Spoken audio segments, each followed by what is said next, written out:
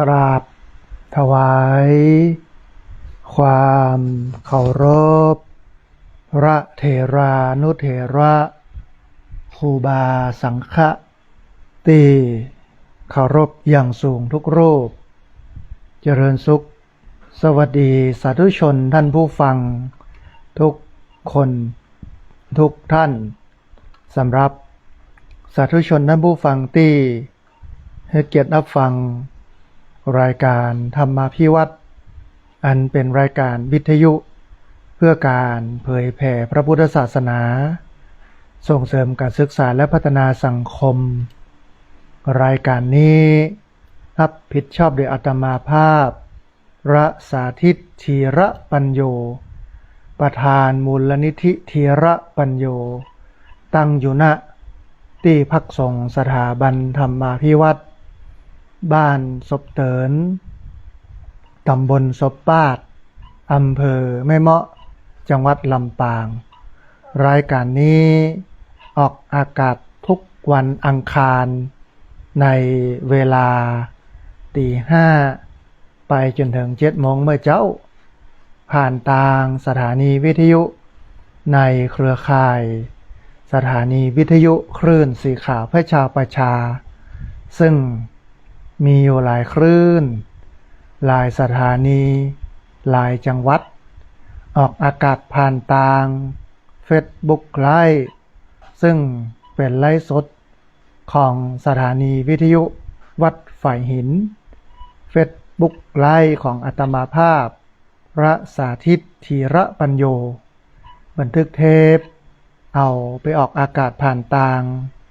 สถานีวิทยุเพื่อการศึกษาและพัฒนาอาชีพRadio Network FM 99.50 เมกะเฮิรตซ์ของวิทยาลัยเทคนิคกฟผ.แม่เมาะทุกวันศุกร์ในเวลา 8:00 ถึง 9:00 ไม่เจ้าเป็นต้นไปและเอาไปออกผ่านทางเพจมูลนิธิธีระปัญโยซึ่งท่านผู้ฟังสามารถไปติดตามรับฟังย้อนหลังไปก๊อปปี้ลิงก์ไปคัดลอกลิงก์เอาไปส่งเอาไปแชร์ให้กับญาติธรรมทั้งหลายได้ยินได้ฟังกันได้แถมตัวท่านผู้ฟังในวันนี้เฮาปะกันในบรรยากาศพายุฝนฟ้าคะนองกระจายซึ่งในทุกพื้นที่ของภาคเหนือเนาะที่มีพายุพัดผ่านอาจจะมีฝนตกฝนหึงครึ้มกันชื้นจันนะฮะนักขึ้นแต่ว่าเราทั้งหลายทั้งปวงท่านผู้ฟังต้องระมัดระวังเด้อในเรื่องของฟ้าฝนนะบอกว่าจะเป็นน้ำป่าไหลหลากดินโคลนถล่มนะน้ำล้นตลิ่งซึ่งสิ่งเหล่านี้มันก่อให้เกิดการสูญเสียนะการสูญเสียทั้งทรัพย์สินเงินทองสูญเสียทั้งชีวิตนะฮะซึ่งมันเป็นเรื่องใหญ่แต่ว่าหากว่าเฮาป้องกันไว้ก่อนนะพอก้อยดูแลให้มันดีไว้ก่อนเนี่ยมันก็จะสามารถที่จะทำให้เฮานั่นสูญเสียน้อยนะบ่าสูญเสียเยอะนะฮะอันนึงท่านผู้ฟังสัตว์สิ่งหิ่งห้อยเนาะที่มากับน้ำนะบอกว่าจะเป็นยุงลายตะเข็บตะขาบแมงป่องนะซึ่งสิ่งเหล่านี้มันสร้างความเสียหายในส่วนของการไปเป็นโรคภัยไข้เจ็บหลายโรคนะหลายอย่างซึ่งทำให้เรานั้นมีปัญหาในเรื่องของการใช้ชีวิตหากว่าเรามีปัญหากับเรื่องของสุขภาพนะฮะอันนี้ก็เป็นเหตุหนึ่งเนาะท่านผู้ฟังจากความห่วงใยของรายการธรรมาภิวัตน์อันเป็นรายการวิทยุเพื่อการเผยแผ่พระพุทธศาสนาส่งเสริมการศึกษาและพัฒนาสังคมซึ่งเฮาปะกันในวันนี้นะฮะท่านผู้ฟังในโอกาสที่ผ่านมาก็คือวันที่11ถึงวันที่14อาตมาภาพได้มีโอกาสไปร่วมกันปฏิบัติธรรมกับคณาจารย์เจ้าหน้าที่นักศึกษาของมหาวิทยาลัยเชียงใหม่ซึ่งเปิ้นก็เปิดโอกาสให้บุคคลทั่วไปเนาะไปศึกษาและไปปฏิบัติธรรมตัวก็ค่อนข้างที่จะเป็นระบบระเบียบ มันทำมายาวนานเนาะเป็นปีนี้เป็นปีที่ซาวแล้วนะครบรอบ2 ทศวรรษ 20 ปีนะของการศึกษาและปฏิบัติธรรมของมหาวิทยาลัยเชียงใหม่นะฮะก็เป็นดีม่วนดีงันนะท่านผู้ฟังเพราะว่ามันเป็นกิจกรรมที่สร้างสรรค์สังคมเนาะทำให้ผู้เข้าร่วมกิจกรรมเนี่ยได้พัฒนาจิตพัฒนาใจนะจิตใจก็ดีขึ้นการทำงานเวลาไปปฏิสัมพันธ์ในสายงานมันก็ดีขึ้นนะเพราะว่า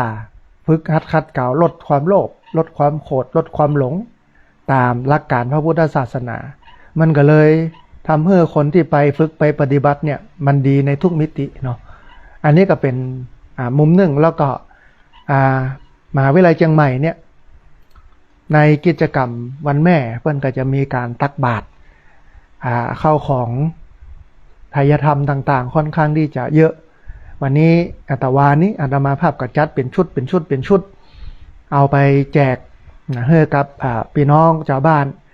ที่ทุกข์ยากลำบากในใจบ่ว่าจะเป็นอันน้ำมันพืชข้าวสารบ่ว่าจะเป็นอันสบู่แปรงสีฟันยาสีฟันแฟบน้ำยาล้างจานอันนี้ก็เป็นการเกื้อกูลพี่น้องชาวบ้านไปตัวในตัวได้ใจเข้าของต่างๆที่เราได้บิณฑบาตมาถ้าเอาไว้ที่วัดมันก็ที่จริงก็ได้ใจ เพราะว่าวัดนั้นมันมีกิจกรรมค่อนข้างจะเยอะแต่ว่าเราก็แบ่งปันเกื้อกูลเนาะไปให้กับคนอื่นๆให้เปิ้นได้หับให้เปิ้นได้หูให้เปิ้นได้เข้าใจตัวตั้งนี้นะฮะแห่มอันหนึ่งท่านผู้ฟังแห่มบุญหนึ่งเป็นบุญวันที่14ถึงวันที่17สิงหาคมพุทธศักราช2569ที่ผ่านมาพี่น้องเครือข่ายสถานีวิทยุคลื่นสีขาวพระชาประชาเปิ้นก็ไปมอบข้าวสารอาหารแห้งจตุปัจจัยไทยธรรมรวมไปจนถึงอันเงินทองเนาะให้กับวัดให้กับอันฐานทหารต่างๆที่อยู่ตามแนวชายแดนบุรีรัมย์สุรินทร์ศรีสะเกษอาตมาภาพไปตันเปิ้นที่จังหวัดสุรินทร์ตอนเกือบจะไม่ตอนละนะฮะไปปะเปิ้นพอดีลูกศิษย์ที่อยู่ทางสุรินทร์บุรีรัมย์ศรีสะเกษเปิ้นก็ประสานพื้นที่ให้กับท่านอาจารย์พระครูอภิวัฒนวิกรมว่าไปหั่นไปนี่ทางนี้เข้าได้ทางนี้เข้าบ่ได้เนออย่างเงี้ยนะฮะก็เป็นดีม่วนดีงันไปปะกันที่ฐานทหารเนาะไปไปเอ่ยกันไปผอไปกอยแล้วก็มาพักกินข้าวตอนที่วัดเขาศาลาของหลวงป่อเจ้าคณะจังหวัดสุรินทร์ฝั่งธรรมยุทธเป็นที่เหมาะนะเพราะว่าเตรียมพัฒทหารไว้ฮื้อโดยเฮาเอาปัจจัยท่านอาจารย์พระครูอภิวัฒนวิกรมถวายปัจจัยให้เปิ้นเอาไว้เนี่ยกับข้าวเลี้ยงหมู่เฮาที่ไปร่วมกินร่วมทานกันนะฮะเสร็จแล้วก็ถวายข้าวสารอาหารแห้งจตุปัจจัยไทยธรรมหลังจากนั้นก็เดินทางไปดูปราสาทตาควายปราสาทตาเมืองทมแต่ว่าอาตมาภาพบ่ได้ไป เพราะว่าเอาอันคนเฒ่าไปตัวคือไปถึงเนี่ย บัดนั้นได้พักเตื้อออกจากลำปางประมาณ5 โมงแมลงนั่นผู้ฟังไปถึงปุ้นก็ประมาณ6 โมงเจ้าก็เข้าที่พักส่งน้ำฉันเข้าเสร็จแล้วก็ออกไปตัวเสาะหาหมู่ ก็เลยบ่ได้พักได้ผ่อนนะอันหลังจากที่เลิกกันที่วัดเขาศาลาเปิ้นก็ไปพอวัดอื่นๆรวมไปจนถึงฐานทหารช่องนั่นช่องนี้ปราสาทตาเมืองทมปราสาทตาควายอย่างเนี้ยเนาะนะฮะอันนี้อาตมาภาพมันเพลียเนาะเพราะว่าเดินทางทั้งคืนนะฮะคนขับรถเปิ้นก็เพลียก็เลยพาเปิ้นไปกินข้าวแล้วก็ไปวัดไพรพัฒนาวัดหลวงปู่สวงไปดูวิทยาลัยเทคนิคหลวงปู่สวงที่เปิ้นสร้างการศึกษาให้กับเด็กละอ่อนในบริเวณจังหวัดบุรีรัมย์สุรินทร์นะฮะศรีสะเกษนะซึ่งก็เป็นแนวคิดที่ดีมากพระลุกขึ้นมาเนี่ยโรงเรียนเอาปัจจัยที่โยมมาบริจาคมาทำเป็นโรงเรียนเนี่ยมันก็เป็นสิ่งที่น่าอนุโมทนาแล้วก็ไปดูสัก2-3 ที่ แม่แรงมา4 โมงก็เข้าที่พักเข้าที่พักอาบน้ำญาติโยมก็กินข้าวกินปลาแหมวันหนึ่งคือวันที่16วันเจ้าก็ออกเดินทางประมาณ6 โมงเมื่อเจ้าเดินทางไปที่วัดต่างๆข้างทางที่เปิ้นมีก็แวะเข้าไปแอวไปพอไปก้อยกันไหว้พระไหว้เจ้าเนาะแล้วก็กลับมาถึงลำปางก็ประมาณเกือบตี 1เกือบตี 1ของวันที่16นะฮะวันที่17แต่ว่านี้ก็เที่ยวครัวเที่ยวของจัดของสัมปติอย่างต่างๆที่จะเอาไปแจกให้ญาติให้โยมทั้งหลายเตรียมรายการวิทยุวันนี้ก็เลยมาจัดวิทยุนะแล้วก็วันพุธแห่งวันหนึ่งท่านผู้ฟังที่เราจะได้ปะกันก็จบเนาะงานบุญประจำปีของเครือข่ายสถานีวิทยุคลื่นสีขาวประชาซึ่งน่าอนุโมทนาที่หลายผู้หลายคนไปร่วมกันไปกินไปตานไปพ่อไปหันอันหนึ่งที่เฮาหันก็คือฐานทหารที่ทหารนอนเฮาเนี่ยท่านผู้ฟังนอนสุขนอนสบายเนาะมีพัดลมมีแอร์ที่นอนหนานุ่มปลดท่อฝนตกฝนหึงก็สบายแต่ทหารที่เปิ้นนอนตามแนวชายแดนทุกข์ยากลำบากกลางเต็นท์นอนต้องนอนอยู่หั่นนะฮะด้วยความลำบากนอนก็บ่เป็นที่นอนโอ้อันที่นอนเปิ้นก็จื้อนอนลำบากนี่คือความเสียสละของคนที่เปิ้นปกป้องแนวชายแดนของประเทศชาตินะฮะเฮาก็ไปให้กำลังใจเปิ้นแต่ว่าบางจุดบางที่เนี่ยเปิ้นก็บ่ให้เข้าแล้วก็บ่ให้ถ่ายรูปเพราะว่ามันจะเป็นอันตรายต่อทหารในพื้นที่เพราะมันเป็นการจี้เป้าอันให้กับฝ่ายตรงข้ามนะฮะอันจะเกิดอันตรายอันเนี้ยหันพลังของพี่น้องขึ้นสีขาวเนาะไปให้ไปหอมกันเอาข้าวสารอาหารแห้งมาม่าปลากระป๋องมีหลายคนเนาะไปเอ็นดูทหารที่เปิ้นอยู่ตามแนวชายแดนก็เอาสตางค์ยิบยื่นให้อันนี้มันก็เป็นความงามของหมู่เฮานะพี่น้องขึ้นสีขาวพี่น้องที่บ่ได้ไปเนาะอนุโมทนาบุญร่วมกันนะฮะยินดีร่วมกันตัวกับการนั้นไปแสวงบุญในครั้งนี้เดี๋ยวรอรอบต่อไปท่านอาจารย์พระครูอภิวัฒนวิกรมเพิ่นจะประสานที่ไหนอย่างใดนี่ก็พอกันแหมกำนึ่งนะฮะดูกันแหมกำนึ่งแต่ว่าที่จังหวัดสุรินทร์บุรีรัมย์ศรีสะเกษเนี่ยค่อนข้างที่จะอ่อนไหวเพราะว่ามันเป็นพื้นที่ภัยพิบัติสงครามนะฮะบางที่อาจจะเข้ามาได้บางที่เข้าได้แต่อาจจะอยู่ได้บ่นานอาจจะเข้าได้บ่ลึกนะฮะ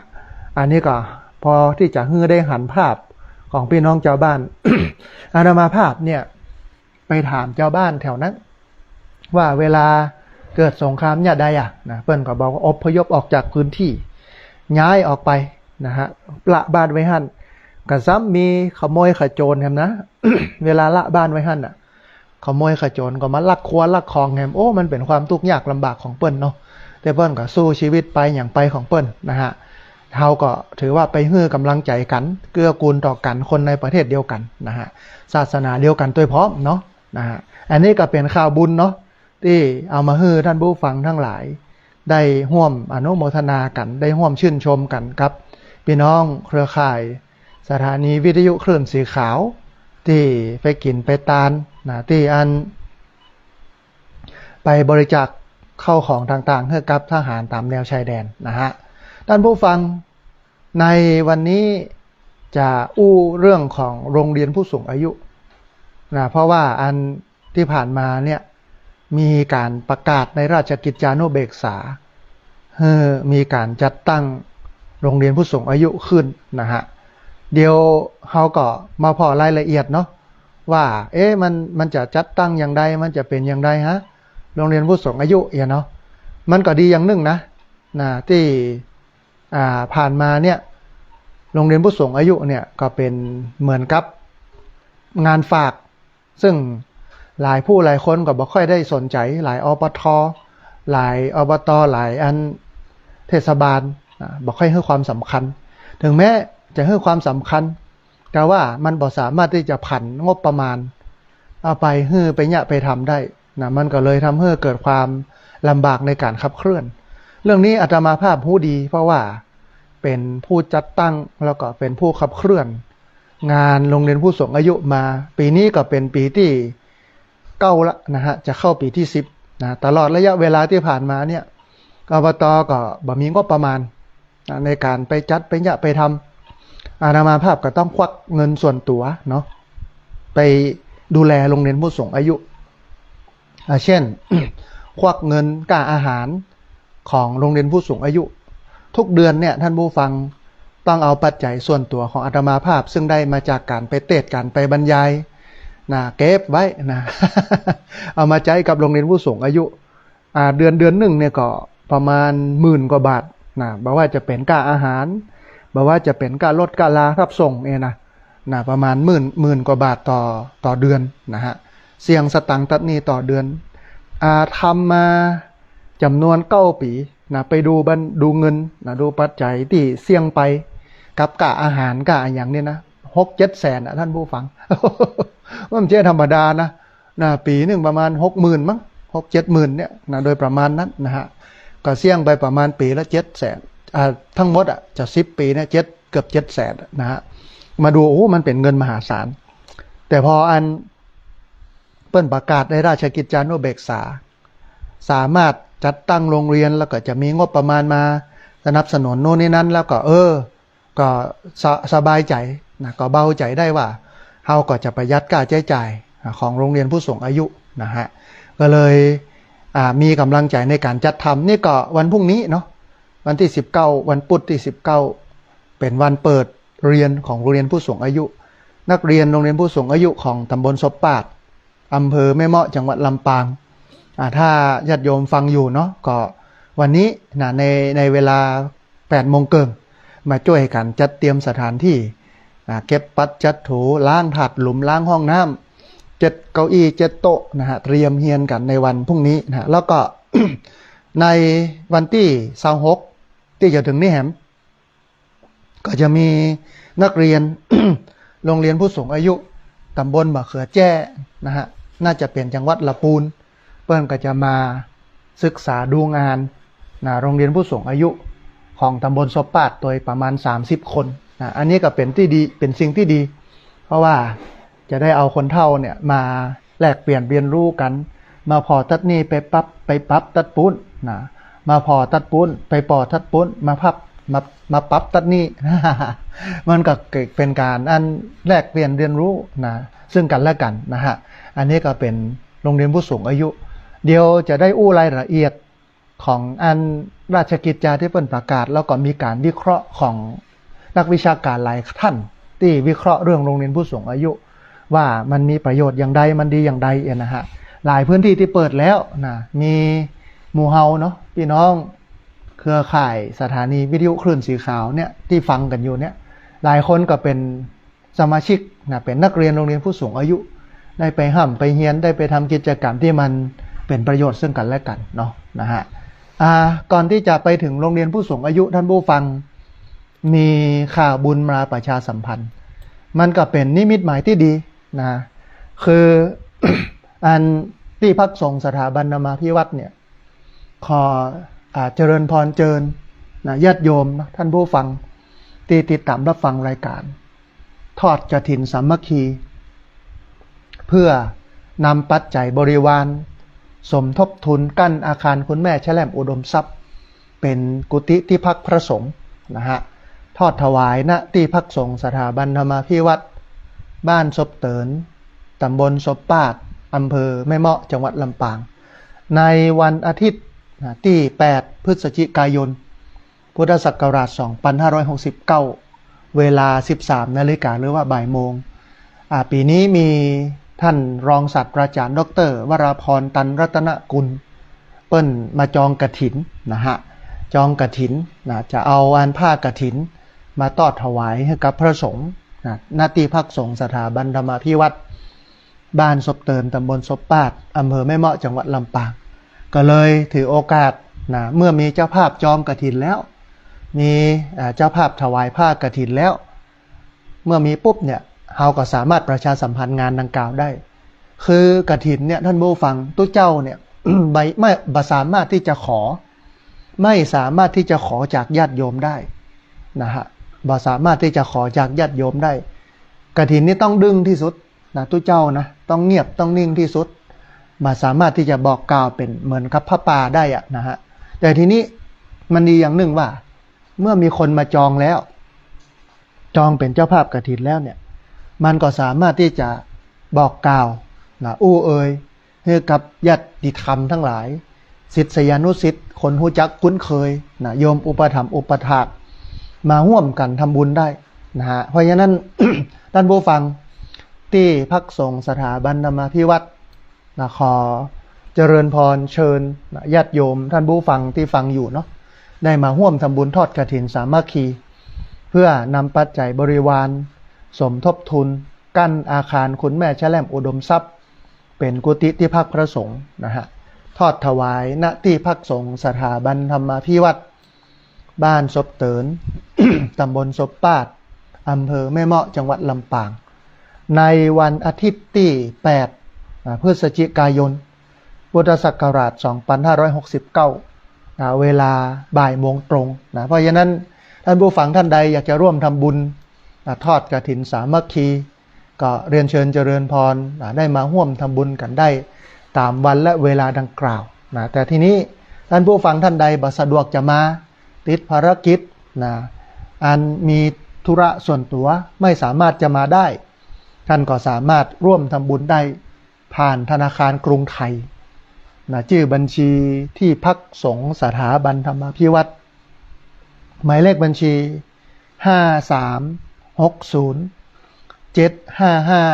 5360755318นะฮะเป็นธนาคารกรุงไทยชื่อบัญชีที่พักสงฆ์สถาบันธรรมาภิวัตร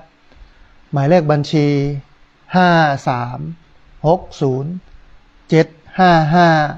5360755318นะฮะอันอาคารคุณแม่แช่แหลมอุดมทรัพย์ที่กั้นนะฮะถ้าแล้วก็ระดมทุนรอบนึงแล้วนะฮะก็เหลือนิดนึงก็คือเรื่องของสีที่จะต้องตาเรื่องของระบบไฟเล็กน้อยแล้วก็เรื่องของห้องน้ำนะฮะห้องน้ำนั่นก็ซื้ออุปกรณ์อย่างมาหมดแล้วท่านผู้ฟัง อุปกรณ์ห้องน้ำชักโครกฟักบัวอะไรอย่างต่างๆซื้อมาหมดนะฮะมันก็จะเหลือแต่ปูกระเบื้องปืนนะกับอันกระเบื้องผนังแล้วก็ขุดต่อนะเอาอันต่อห้องน้ำแหละต่อส้วมเนี่ยนะมาใส่ประมาณสัก 4-5 ต่อแล้วก็ต่อประปาอะไรอย่างต่างๆเหลือมักเนี้ยนะฮะเหลือบรรนักนะฮะก็ดูแล้วเนี่ยใช้งบอยู่ประมาณสัก 4-5 หมื่นโดยประมาณนั้นก็จะแล้วนะฮะไหนก็ไหนนะทอดกฐินแล้วก็เอาปัจจัยกฐินเนี่ยมาทำแต่ถ้ามันเหลือนะปัจจัยกฐินได้เยอะนะสมมติเนาะได้สัก100,000เองนะ สมมติว่าได้สัก100,000เองเนาะก็จะเอาตั้งปิดตั้งปลายเนี่ยเอามาใช้กับวัดนะฮะเอามาใช้กับที่พักสงฆ์ช่วงนี้เป็นช่วงตัดหญ้าท่านผู้ฟังตัดเตื้อหนึ่งเนี่ยเป็นหมื่น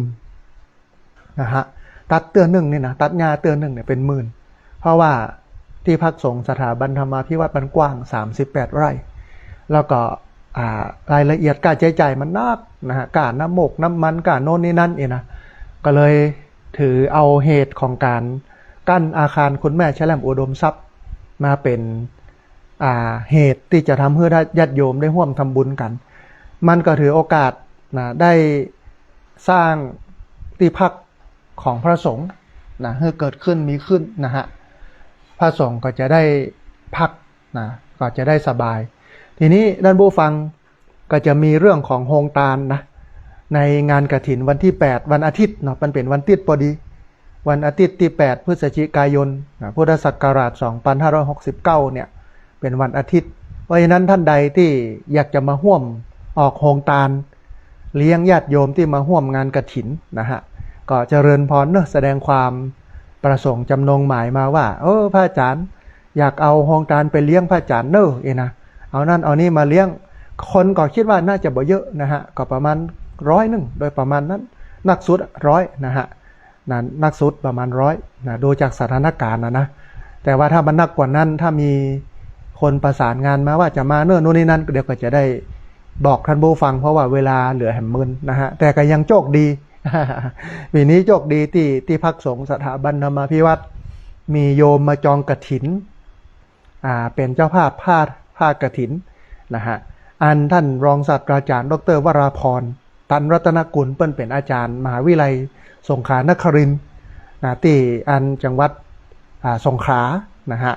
ที่หาดใหญ่สงขลาแต่เปิ้นเกษียณอายุราชการแล้วนะเปิ้นเคยทำบุญกฐินคือพระสงฆ์เนี่ยได้รับอานิสงส์กฐินนะอาตมาภาพก็บ่ได้เกิดอะไรอย่างเยอะนะเรื่องปัจจัยนี่เปิ้นบ่ได้ถวายนะแต่เปิ้นถวายแต่ผ้ากฐินนะส่วนปัจจัยบริวารนี่เฮาก็มาให้มาหอมมาหิมาจักจวนญาติโยมได้ทำบุญกันมันยะได้ละลูกเนาะเพราะว่ามีคนมาจองกฐินแล้ว ถ้าบ่มีคนจองกฐินนี่มันแย่เนาะที่ผ่านมาเนี่ยที่พักสงฆ์สถาบันธรรมาภิวัตน์เนี่ยตอดกฐินก็ 4-5 ครั้งมั้งสร้างมา10 กว่าปีนี่นะมีกฐิน 4-5 ครั้งนะฮะมีบ่เยอะ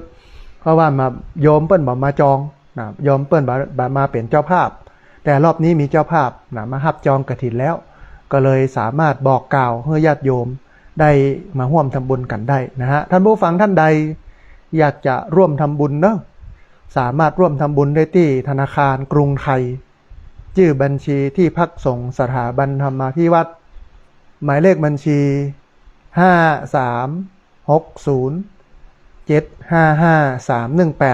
5360755318สามารถมาเป็นญาติโยมที่มาร่วมทำบุญกฐินกันได้นะฮะทีนี้ท่านผู้ฟังก่อนที่จะเอ่ยถึงเรื่องของงานโรงเรียนผู้สูงอายุเดี๋ยวไปตักตายญาติโยมที่ติดตามรับฟังทาง Facebook กันก่อนนะฮะมีหลายผู้หลายคนเนอะมีคุณแม่สุแก้วคำอ้วนมีคุณโยมอัมพรกันทมีแม่มันธนาอัมพันธ์มีแม่กิมลันดวงสว่างมีแม่สมจิตอินทรวิจิตนะฮะมีแม่สลินทิพย์บุญเลิศนะฮะมีคุณแม่สายสมรแก้ววรรณามีคุณแม่สมศรีใจบุญ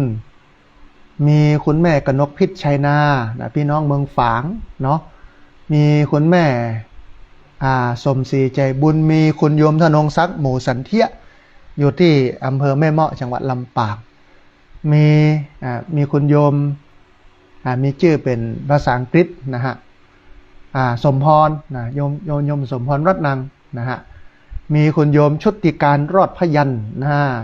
อันนี้เป็นคนติดตามลามตัวฟังทาง Facebook นะพี่น้องที่ฟังทางวิทยุเนาะบอกว่าสัญญาณชัดบ่ชัดอย่างใดนะฮะเดียวโทรมากำเนิดพอดีมีสายเข้ามาสายเดียวฮับสายนี้สายเดียวปอเดียวตั้งหลังๆก็ฮับกันนะฮะมาเช็คก่อนว่าสัญญาณเป็นอย่างไรพ่องเจริญพรสาธุโยมแม่สัญญาณเป็นใดพ้องชัดเจนดีเนาะอนุโมทนาบุญเนอะเดี๋ยวรอเปิดสายท้ายรายการเนอะแม่เนอะ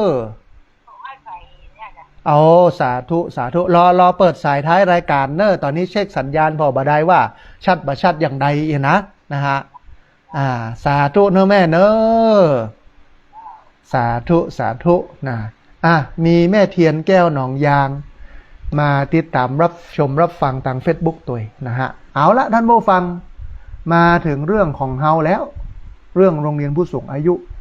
ที่จริงการตั้งโรงเรียนผู้สูงอายุของอาตมาภาพเนี่ยมันเกิดจากเหตุที่ท่านปลัดอบต.นะคนเก่าเนาะแล้วก็ผู้อำนวยการโรงพยาบาลส่งเสริมสุขภาพตำบลเปิ้นมาปรึกษาว่าพระอาจารย์คนเฒ่าบ้านเฮานะฆ่าตัวตายนักที่สุดเป็นอันดับ1ของจังหวัดของอำเภอไม่ใช่ของจังหวัดมันเป็นข้อมูลที่น่าตกใจนะอาตมาภาพก็เลยนั่งกอยว่าจะยะอย่างใดตอนนั้นกระแสในเรื่องของโรงเรียนผู้สูงอายุกำลังมาโดยหลวงพ่อวัดหัวฝายนะอาจารย์พระครูปิยวัฒน์พิพัฒน์ที่เปิ้ลมรณภาพไปเนาะนะฮะก็เลยตัดสินใจนะบอกปลัดอบต.กับผอ.รพสต.ว่าอันเนี้ยเราตั้งโรงเรียนผู้สูงอายุเอาคนเฒ่ามาปะกันนะมามาเอ่ยกันมากินข้าวด้วยกันมาทำกิจกรรมร่วมกันนะเสร็จแล้วก็มีรถรับส่งมีงบประมาณตอนแรกมันก็บ่มีนะฮะอาตมาภาพก็ต้องจกปกนะ ออกมานะเอามาเลี้ยงมาผอมากอยคนเฒ่าผู้สูงอายุก็9 ปีนี่หมดไป700,000 กว่าบาทท่านผู้ฟัง เงินส่วนตัวนี่นะ700,000 กว่าบาท เงิน700,000นี่บ่ใช่บ่ให้บ่ดีนะเนาะเอามาสร้างอาคารสร้างศาลาอะไรอย่างได้นักไงนะฮะแต่เขาก็บ่ได้สร้างวัดอย่างเดียวเขาสร้างคนด้วยซึ่งโดยหลักการแล้วเนี่ยสร้างคนนักกว่าสร้างของด้วยซ้ำนะฮะงบประมาณที่เสี่ยงไปนี่นะเพราะว่ามันดีก็อยู่ที่คนนั่นเนาะบ่ดีก็อยู่ที่คนนะบ่กองแปลงโรงเรียนขึ้นมาปั๊บพี่น้องคนเฒ่า มาเฮียนกัน8หมู่บ้านทั้งตำบลนี่มี8หมู่บ้านแล้วก็มีแห่งหมู่บ้านนึงซึ่งเป็นแห่งตำบลนึงเพิ่นก็มาขอเฮียนตัวอาตมาภาพก็บอกว่ามาเลย มาเฮียนด้วยกันนี้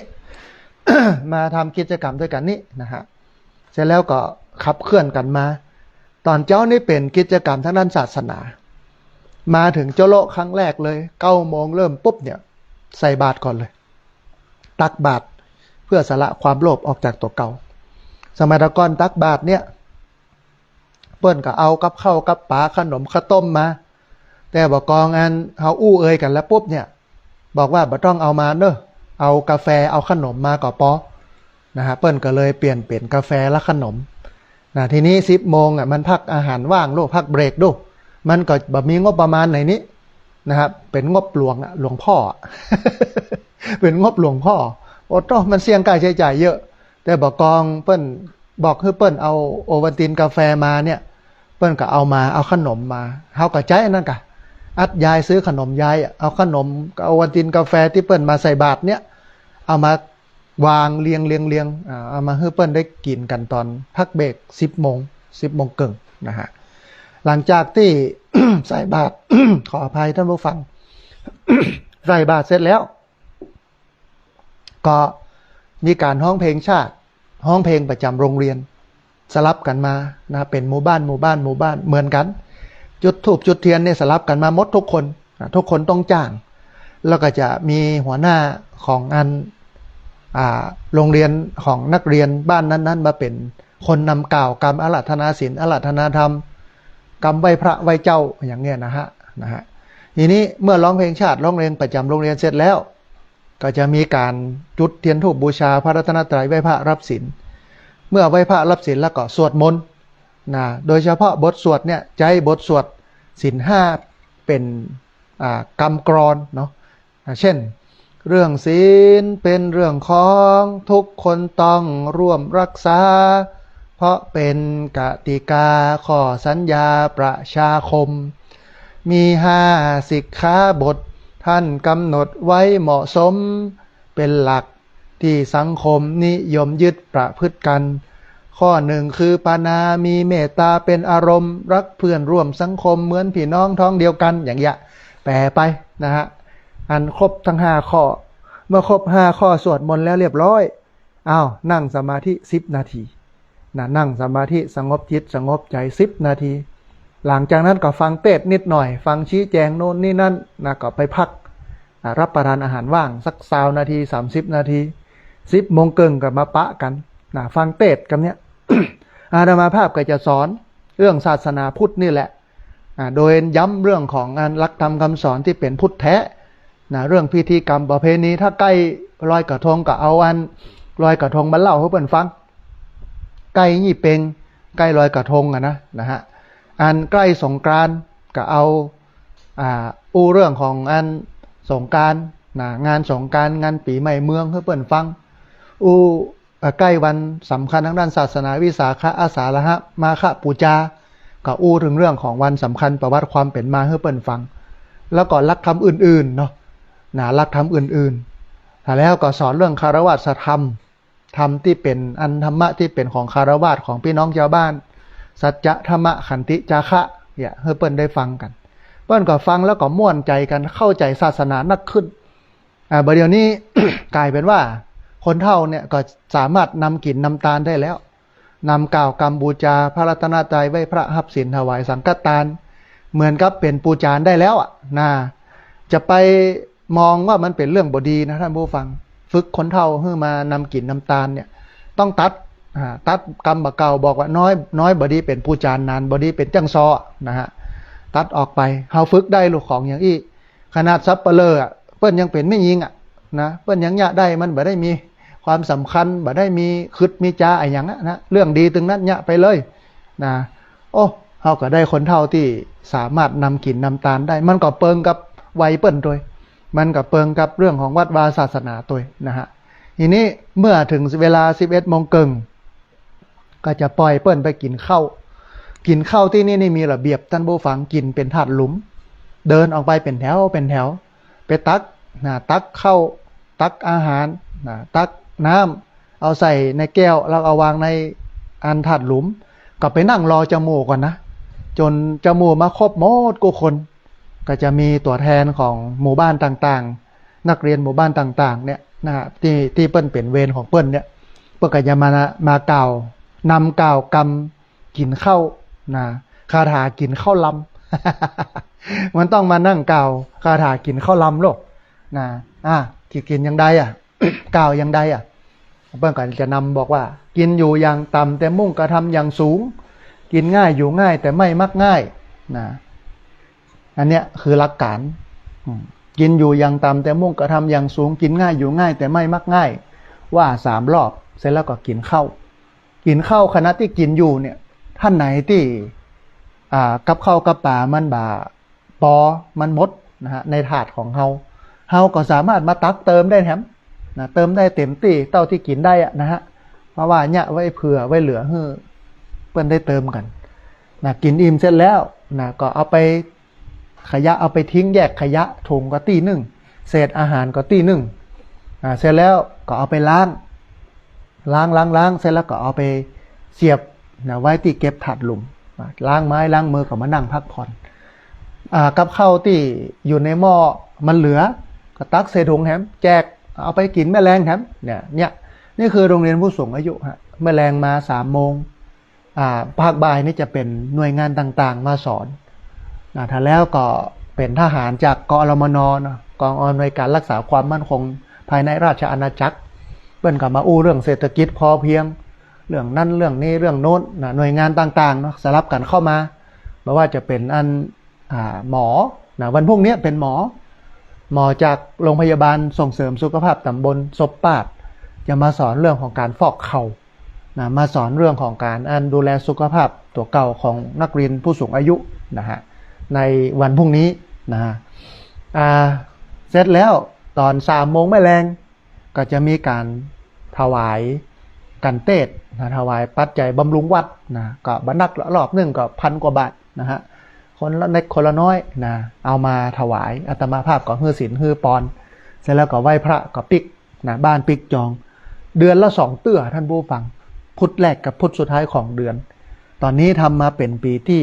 9นะถ้าครบรอบปี2570เนี่ยก็จะเป็นปีที่10นะฮะ1 ทศวรรษ 10 ปี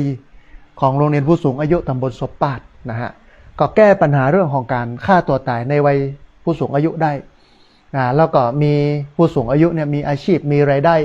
เพราะว่าฝึกทำนั่นทำนี่สารตะกร้ากาอย่างกาแปลงไม้ไผ่เป็นโต๊ะเป็นเตียง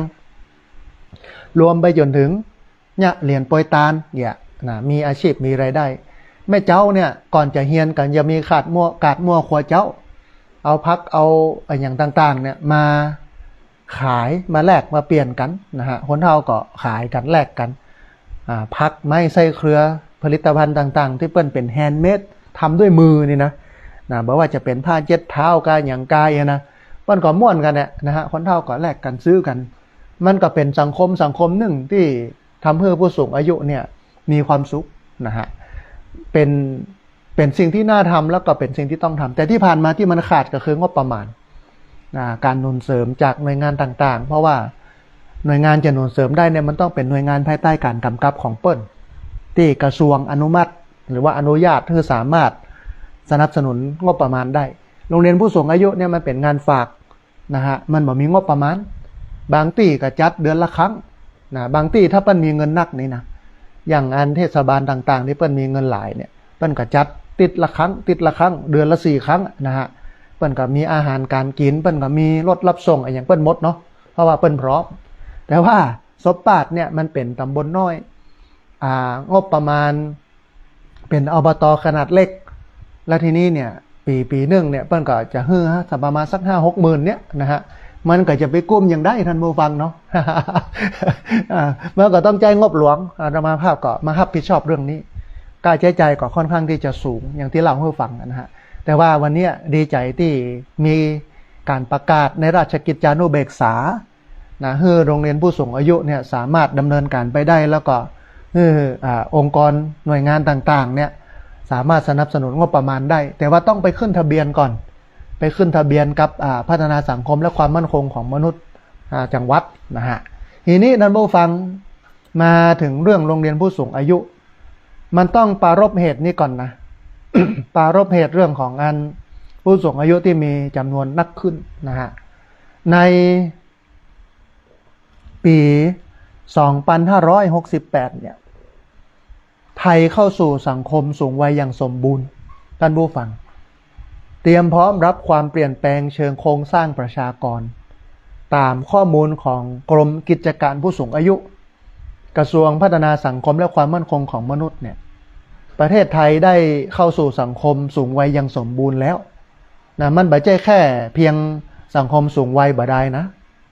มันเป็นสังคมสูงวัยอย่างสมบูรณ์เมื่อปี 2568 นะฮะข้อมูลเมื่อปี 2568 เนี่ยท่านผู้ฟังระบุว่าประเทศไทยมีประชากรสูงอายุทั้งหมด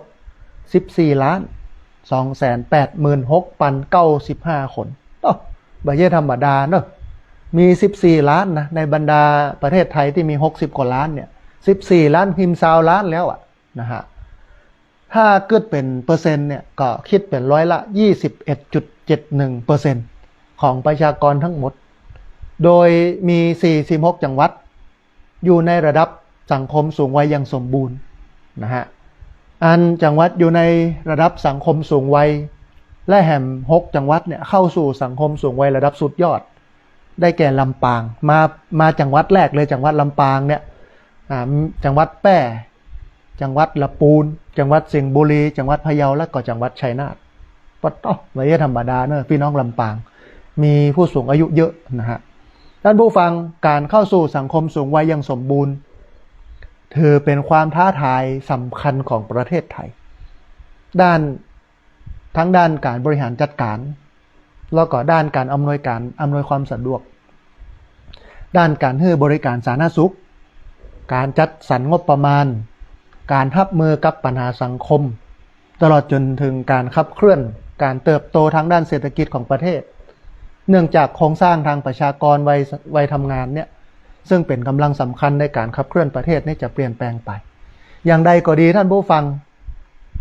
การเข้าสู่สังคมสูงวัยนั้นมันไม่ได้เกิดขึ้นเฉพาะในประเทศไทย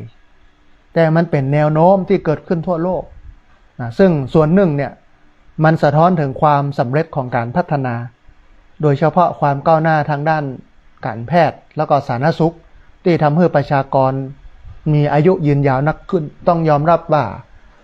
แพทย์หรือว่าหมอในบัดเดียวนี้มันเก่งนะทำให้คนมีอายุยืนขึ้นนะฮะคณะกรรมาธิการเศรษฐกิจสังคมแห่งเอเชียและแปซิฟิกแห่งสหประชาชาติท่านผู้ฟัง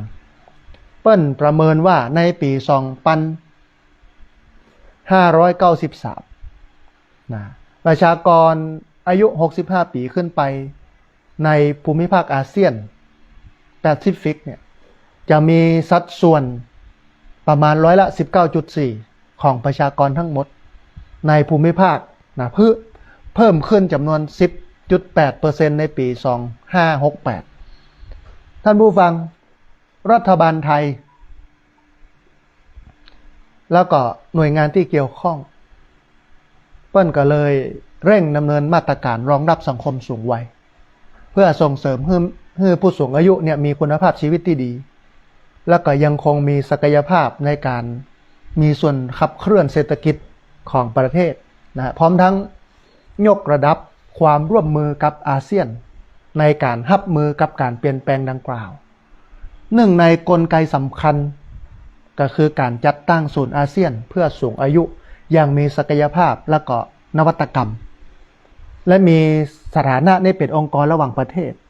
ตั้งอยู่ในอาคารนวัตกรรมและก็เทคโนโลยีสุขภาพสูงวัยกรมการแพทย์กระทรวงสาธารณสุขนะฮะล่าสุดท่านผู้ฟังรัฐบาลไทยได้เพิ่มความพร้อมในการรองรับสังคมสูงวัยในอาเซียนรวมทั้ง ส่งเสริมให้ผู้สูงอายุเนี่ยมีสุขภาพที่ดีสามารถดำเนินชีวิตได้อย่างมีคุณภาพอย่างมีคุณค่าและกระเต็มศักยภาพโดยคณะรัฐมนตรีเนี่ยมีมติเมื่อวันที่11สิงหาคม2569บักกี่วันที่ผ่านมาเนี่ยนะเปิ้นให้ยกเว้นภาษีเงินได้ส่วนบุคคลแก่เจ้าหน้าที่ต่างชาติของศูนย์อาไกที่เข้ามาปฏิบัติงานในประเทศไทยนะฮะมาตรการดังกล่าวเนี่ยท่านผู้ฟังจะช่วยสนับสนุนการดำเนินงานของศูนย์อาไกซึ่งมีที่ตั้งอยู่ในประเทศไทยแล้วก็ เสริมบทบาทของไทยในการขับเคลื่อนความร่วมมือด้านสังคมสูงวัยในระดับอาเซียนนอกจากนี้ท่านผู้ฟังศูนย์อาไกนั่นยังเป็นกลไกสำคัญที่ช่วยให้ประเทศไทยนั้น มองหันสถานการณ์แล้วก็แนวโน้มการเปลี่ยนแปลงของประชากรในประเทศต่างๆในอาเซียนได้อย่างหลากหลายมิติเพื่อนำเอาข้อมูลเหล่านี้เนี่ยไปวางแผนและก็เตรียมความพร้อมรับมือสังคมสูงวัยอย่างมีประสิทธิภาพนะฮะทีนี้ นั่นผู้ฟัง มันมีการวิเคราะห์ของงาน นักวิเคราะห์เนาะหนึ่งท่านที่น่าสนใจเปิ้ลลงไว้ใน หนังสือพิมพ์ประชาชาติตะวันเนี่ยนะฮะนักวิชาการธรรมศาสตร์ท่านผู้ฟังเปิ้ลจี้โรงเรียนผู้สูงอายุช่วงเปิดตางให้อบต.จัดบริการสูงวัยแต่บ่ใช่ทุกพื้นที่ที่ต้องทำเหมือนกันเปิ้ลก็แนะให้จัดสรรทรัพยากรให้มันตรงปัญหาพร้อมกับเร่งแก้โจทย์ขาดแคลนบุคลากรดูแลผู้สูงวัยนะฮะผู้ช่วยศาสตราจารย์ดร.ณัฐพัฒน์สโลบลอาจารย์ประจำวิชานโยบายสังคมการพัฒนาสังคมแล้วก็การพัฒนาชุมชนสาขาเชี่ยวชาญสวัสดิการผู้สูงอายุคณะสังคมสงเคราะห์ศาสตร์มหาวิทยาลัยธรรมศาสตร์นะฮะเปิดเผยว่าการออกประกาศของกรมกิจการผู้สูงอายุเรื่องการจัดตั้งโรงเรียนผู้สูงอายุพ.ศ. 2569ที่เพิ่งเผยแพร่ผ่านราชกิจจานุเบกษาไปเมื่อประเมินมานานมานี้เปิ้ลก็บอกว่ามันถือเป็นเรื่องดีนะถือเป็นนิมิตหมายที่ดีถือเป็นเรื่องที่ดีโดยเฉพาะอย่างยิ่งการเปิดโอกาสให้องค์กรปกครองส่วนท้องถิ่นหรือว่าอปท.เข้ามาดำเนินการขับเคลื่อนการจัดกิจกรรมผู้สูงอายุได้โดยบ่ต้องกังวลหากแต่อปท.จำนวนมากเนี่ยโดยเฉพาะอบต.ได้รับองค์การบริหารส่วนตำบลหรือว่าอบต.เนี่ยก็ยังมีปัญหาเรื่องกำลังคนมันบ่เพียงพอสำหรับให้บริการหรือว่าจัดบริการภายใต้โรงเรียนผู้สูงอายุอยู่นะฮะนอกจากนี้เนี่ยการจัดตั้งโรงเรียนผู้สูงอายุจำเป็นต้องใช้งบประมาณที่มีความต่อเนื่องบ่ใจกิจกรรมครั้งคราวเหมือนที่ยะกันถึงวันเนี้ยนะเตือนหนึ่งก็50,000 บาทต่อปีมันจะไปกุ้มอย่างนั้นนั้นโมฟังเนาะมันก็ต้องมาใช้งบหลวงพ่อนี่แหละ มันถึงจะกุ้มนะฮะตลอดจนต้องมีความพร้อมเรื่องอาคารสถานที่สำหรับจัดกิจกรรมฉะนั้นแม้ว่าจะมีการปลดล็อกให้อปท.สามารถจัดตั้งโรงเรียนผู้สูงอายุได้แต่ด้วยงบประมาณที่มันก็มีอยู่เท่าเดิมมันเลยทำให้ท้องถิ่นจำนวนบ่น้อยเกิดความกังวลประกอบกับการกำหนดมาตรการโรงเรียนผู้สูงอายุซึ่งอาจต้องคำนึงถึงความมีมาตรฐานมันสามารถประเมินแล้วก็วัดผลตรวจสอบได้อันนี้ยิ่งเป็นโจทย์ใหม่ที่จะต้องนำมาพิจารณานะฮะท่านผู้ฟังอาจารย์เปิ้ลบอกว่ายังได้ก็ตามการออกประกาศของกรมกิจการผู้สูงอายุเรื่องการจัดตั้งโรงเรียนผู้สูงอายุ พ.ศ. 2569ช่วยแก้ไขปัญหา การขับเคลื่อน ขออภัยท่านผู้ฟังการจัดกิจกรรมให้ผู้สูงอายุได้อย่างน้อย3 เรื่องอาจารย์เปิ้ลวิเคราะห์จากราชกิจจานุเบกษาที่เปิ้ลประกาศมา มันจะช่วยลดปัญหาได้3เรื่องนะฮะหนึ่งการเปิดโอกาสให้อปท.สามารถดำเนินการเรื่องนี้ได้อย่างเต็มที่โดยบ่ต้องกังวลว่าจะบ่ใช่ภารกิจของอปท.เพราะที่ผ่านมานั้นองค์การปกครองส่วนท้องถิ่นเนี่ยตีความเรื่องบทบาทการจัดโรงเรียนผู้สูงอายุที่มันแตกต่างกันออกไปนะฮะหลายอปท.เนี่ยมองว่าโรงเรียนผู้สูงอายุนั้นมันบ่ใช่บทบาทหน้าที่ของอปท.หรือว่าองค์กรปกครองส่วนท้องถิ่นถ้าไปดำเนินการดังกล่าวเนี่ยจะถูกตรวจสอบแล้วก็เรียกเงินคืนจากสตง.สำนักงานตรวจเงินแผ่นดินขณะที่แหมหลายอปท.ก็มองว่าการจะตั้งโรงเรียนผู้สูงอายุนั้นมันเป็นเรื่องจำเป็นนะถ้า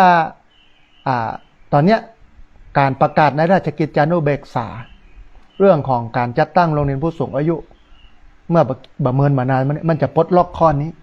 อปท.ก็สามารถใช้งบประมาณของอปท.ลงมาได้นะฮะ2มันทำให้ผู้สูงอายุเข้าถึงสิทธิตามมาตรา11 วงเล็บ 4แห่งพระราชบัญญัติผู้สูงอายุปี 2546ที่กำหนดให้ผู้สูงอายุเนี่ยมีสิทธิ์ได้รับการส่งเสริมการสนับสนุนในเรื่องของการพัฒนาตัวเก่าการมีส่วนร่วมในกิจกรรมทางสังคม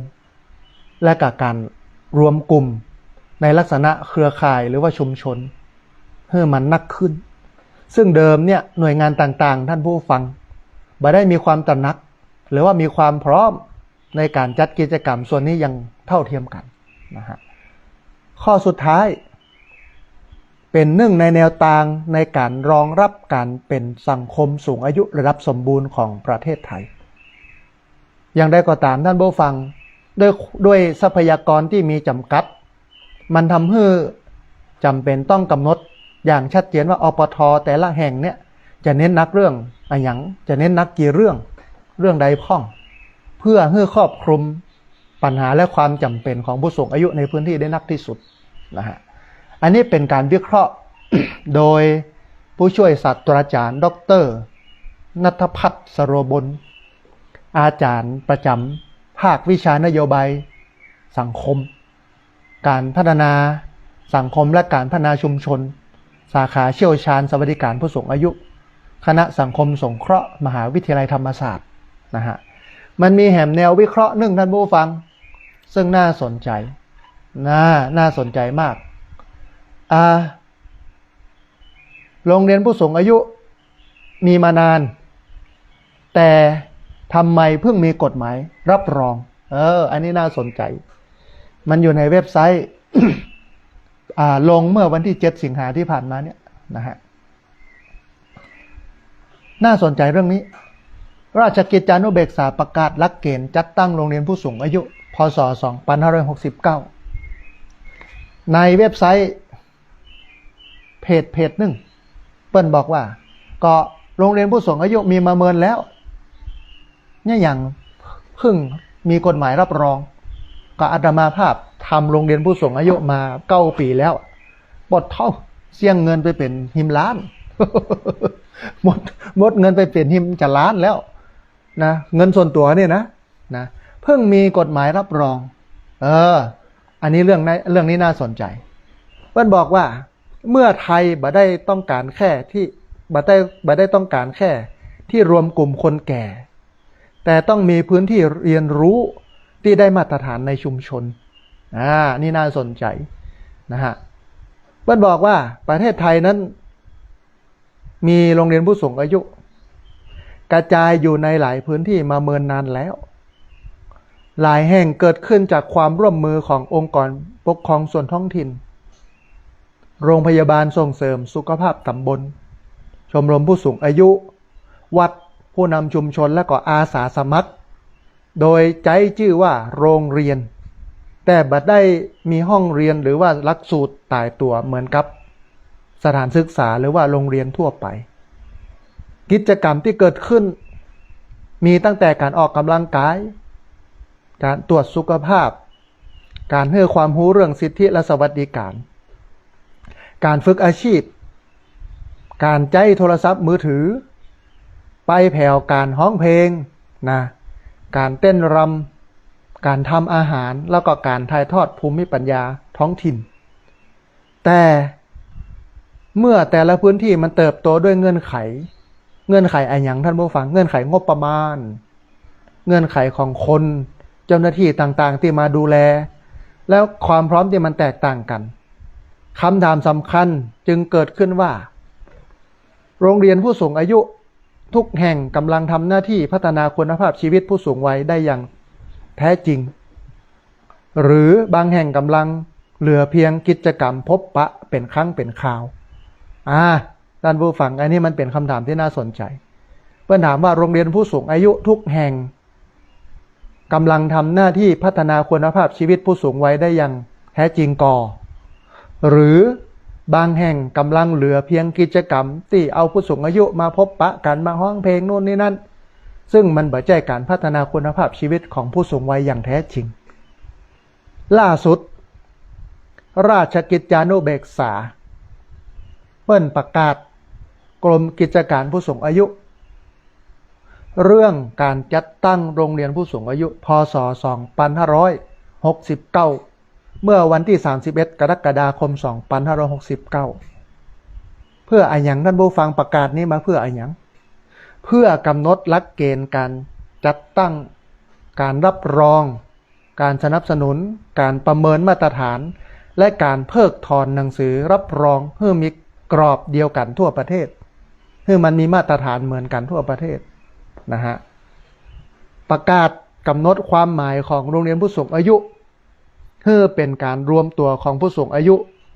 และชุมชนในรูปแบบโรงเรียนผู้สูงอายุซึ่งต้องได้รับหนังสือรับรองการจัดตั้งจากกรมกิจการผู้สูงอายุไม่ใช่เพียงการนำชื่อโรงเรียนผู้สูงอายุไปใช้โดยที่บ่มีระบบการดำเนินงานรองรับเพราะฉะนั้นหลังจากนี้ไปเนี่ยโรงเรียนผู้สูงอายุทุกที่สามารถตั้งขึ้นได้ทุกอปท.หันว่านิติบุคคลมูลนิธิสมาคมก็สามารถไปจดจัดตั้งได้ไปจดกับไผจดกับพัฒนาสังคมและความมั่นคงของมนุษย์จังหวัดนั้นๆตอนนี้ทางกรมกิจการผู้สูงอายุกระทรวงพัฒนาสังคมและความมั่นคงของมนุษย์เนี่ยเพิ่งกำลังออกแบบว่าจะให้มาจดมีเงื่อนไขอย่างพ้องต้องมีความพร้อมอย่างใดเรื่องสถานที่เรื่องอาคารเรื่องนั้นเรื่องนี้เรื่องโน้นเสร็จแล้วก็ไปจดรับรองนะฮะทีนี้ท่านผู้ฟังมันมีเรื่องที่น่าสนใจว่าโรงเรียนผู้สูงอายุมีมานานแล้วประกาศฉบับนี้มันพิเศษอย่างใดน่าสนใจท่านผู้ฟังความเปลี่ยนแปลงสำคัญมันไม่ได้อยู่ที่การเริ่มต้นสร้างโรงเรียนผู้สูงอายุแห่งแรกเพราะชุมชนและท้องถิ่นหลายแห่งเนี่ยมันได้ดำเนินการมาเมินนานแล้วกับเรื่องของการพัฒนาคุณภาพชีวิตของผู้สูงอายุผ่านโรงเรียนผู้สูงอายุอย่างเช่นโรงเรียนผู้สูงอายุตำบลซบปาดเนี่ยก่อตั้งขึ้นเมื่อปี2560เดี๋ยวนี้มัน69แล้ว9 ปีแล้วแล้วก็ดำเนินการมาอย่างต่อเนื่องจะครบ1 ทศวรรษ 10 ปีแล้วนะฮะสิ่งที่เกิดขึ้นในปี2569ก็คือการยกระดับโรงเรียนผู้สูงอายุจากกิจกรรมหรือว่าโครงการที่แต่ละพื้นที่ออกแบบกันเองไปสู่ระบบที่มีสถานะมีมาตรฐานมีกระบวนการรับรองจากหน่วยงานของรัฐอย่างชัดเจนที่ผ่านมาเนี่ยท่านผู้ฟังโรงเรียนผู้สูงอายุเนี่ยอาจมีรูปแบบที่มันแตกต่างกันอย่างมากบางแห่งเนี่ยมีคณะกรรมการมีหลักสูตรต่อเนื่องแล้วก็เชื่อมโยงกับระบบสุขภาพและสวัสดิการในพื้นที่ขณะที่บางแห่งเนี่ยอาจเกิดขึ้นอยู่กับงบประมาณรายปีของอปท.ของเทศบาลแต่ละที่แล้วก็ที่สำคัญคือบุคลากรมันบ่เพียงพอหรืออาจจะเกิดจากความเข้มแข็งของผู้นำชุมชนเมื่อผู้รับผิดชอบเปลี่ยนเมื่อผู้นำชุมชนย้ายหรือเกษียณกิจกรรมอาจจะหยุดชะงักลงได้นะฮะทีนี้ท่านผู้ฟังประกาศฉบับใหม่จึงเข้ามาเติมช่องว่างอย่างน้อย5เรื่องสำคัญ เข้ามาเติมช่องว่าง5เรื่องสำคัญอย่างน้อยนะ5เรื่องสำคัญที่มันจะสามารถทำให้โรงเรียนผู้สูงอายุเนี่ยมันมีมาตรฐานมีงบประมาณมีกิจกรรมที่เป็นกิจลักษณะเอามาทำกันได้อย่างสบายแต่ว่ามันต้องให้มันมีมาตรฐานเด้อเอาลองมาพอเหรอมีเรื่องอะไรอย่างพ้องสำคัญ5เรื่องสำคัญ1เรื่องที่1นะโรงเรียนผู้สูงอายุนั้นต้องผ่านกระบวนการรับรองหน่วยงานหรือว่าองค์กรที่จะประสงค์จัดตั้งต้องยื่นคำขอพร้อมแผนการดำเนินงานเพื่อให้เจ้าหน้าที่ตรวจสอบความพร้อมของสถานที่และแผนงานก่อนเสนอให้อธิบดีกรมกิจการผู้สูงอายุหรือผู้ได้รับมอบหมายพิจารณาออกหนังสือรับรองอันนี้อันแรกเลยว่าต้องมาตรวจความพร้อมก่อนว่าสถานที่เป็นอย่างไรงบประมาณมีแล้วก็ตารางเรียนเป็นยังไงพ้องอันนี้อันแรกเลย2เปิดกว้างให้ไผ่เป็นผู้จัดตั้งได้อันนี้เปิ้นประจำกัดเฉพาะหน่วยงานรัฐหรือว่าองค์กรปกครองส่วนท้องถิ่นแต่มันครอบคลุมองค์กรภาคประชาชนภาคประชาสังคมภาคเอกชนองค์กรสาธารณประโยชน์แล้วก็องค์กรชุมชนด้วยมูลนิธิสมาคมนู่นนี่นั่นจัดตั้งได้หมดนี่น่าสนใจนะฮะ3ต้องมีโครงสร้างบริหารที่ชัดเจนเมื่อได้รับการรับรองแล้วผู้บริหารของหน่วยงานหรือว่าองค์กรผู้จัดตั้งนั้นต้องแต่งตั้งคณะกรรมการโรงเรียนผู้สูงอายุรวมถึงกำหนดโครงสร้างและภารกิจของโรงเรียนอย่างเป็นระบบนะฮะ4ไม่ใช่รับรองแล้วจบนะแต่มันอาจจะต้องถูกประเมินกรมกิจการผู้สูงอายุพัฒนาสังคมและความมั่นคงของมนุษย์หรือว่าหน่วยงานที่ได้รับมอบหมายเนี่ยมีหน้าที่ส่งเสริมสนับสนุนพัฒนาแล้วก็จัดให้มีการประเมินมาตรฐานการดำเนินงานอย่างต่อเนื่องนะฮะ5มีเงื่อนไขเพิกถอนสถานะโรงเรียนผู้สูงอายุเนี่ยอาจจะถูกเพิกถอนหลังจากเปิ้นออกหนังสือรับรองแล้วเงื่อนไขยังที่จะต้องถูกเพิกถอนหากคณะกรรมการมีมติให้เลิกกิจการหรือบ่มีการดำเนินกิจกรรมต่อเนื่องเป็นเวลาอย่างน้อย4 ปีขณะเดียวกันเนี่ยโรงเรียนผู้สูงอายุที่ได้รับการรับรองจากกรมกิจการผู้สูงอายุก่อนประกาศฉบับนี้มีผลบังคับใช้จะถือว่าได้รับการจัดตั้งและการรับรองประกาศใหม่โดยอัตโนมัติจึงบ่จำเป็นต้องเริ่มต้นกระบวนการใหม่ทั้งหมดอันนี้ดีหน่อยนึงนะฮะโรงเรียนผู้สูงอายุที่ได้รับการรับรองจากกรมกิจการผู้สูงอายุก่อนประกาศฉบับนี้มีผลบังคับใช้จะถือว่าได้รับการจัดตั้งแล้วก็รับรองประกาศใหม่โดยอัตโนมัติจึงบ่จำเป็นต้องเริ่มต้นกระบวนการใหม่ทั้งหมดนะฮะทีนี้ท่านผู้ฟังโรงเรียนผู้สูงอายุไม่ควรเป็นเพียงกิจกรรมคลายเหงาประโยชน์ของโรงเรียนผู้สูงอายุเนี่ยอาจจะเริ่มต้นจากการทำให้ผู้สูงวัยนั้นได้ออกจากบ้านได้พบปะเปื้อนฝูงเจ้าหมู่เจ้าจุ้มแล้วก็ได้ทำกิจกรรมร่วมกันแต่คุณค่าที่คุณค่าที่แท้จริงมันกว้างกว่านั้นนักท่านผู้ฟังมันมีอย่างพ้อง1ช่วยให้ผู้สูงอายุดูแลสุขภาพตัวเก่าได้ดีขึ้นโรงเรียนสามารถเป็นพื้นที่ให้ความรู้เรื่องการกินเรื่องโภชนาการการใช้ยาการออกกำลังกายการป้องกันการหกล้มการดูแลโรคติดต่อเรื้อรังหรือว่าโรค NCD เบาหวานความดันไขมันเส้นเลือดเนี่ยนะและการสังเกตสัญญาณผิดปกติของร่างกายสิ่งเหล่านี้ช่วยเปลี่ยนผู้สูงอายุจากผู้รอรับบริการให้กลายเป็นผู้ที่มีความรู้และมีส่วนร่วมในการดูแลสุขภาพตัวเก่านักขึ้น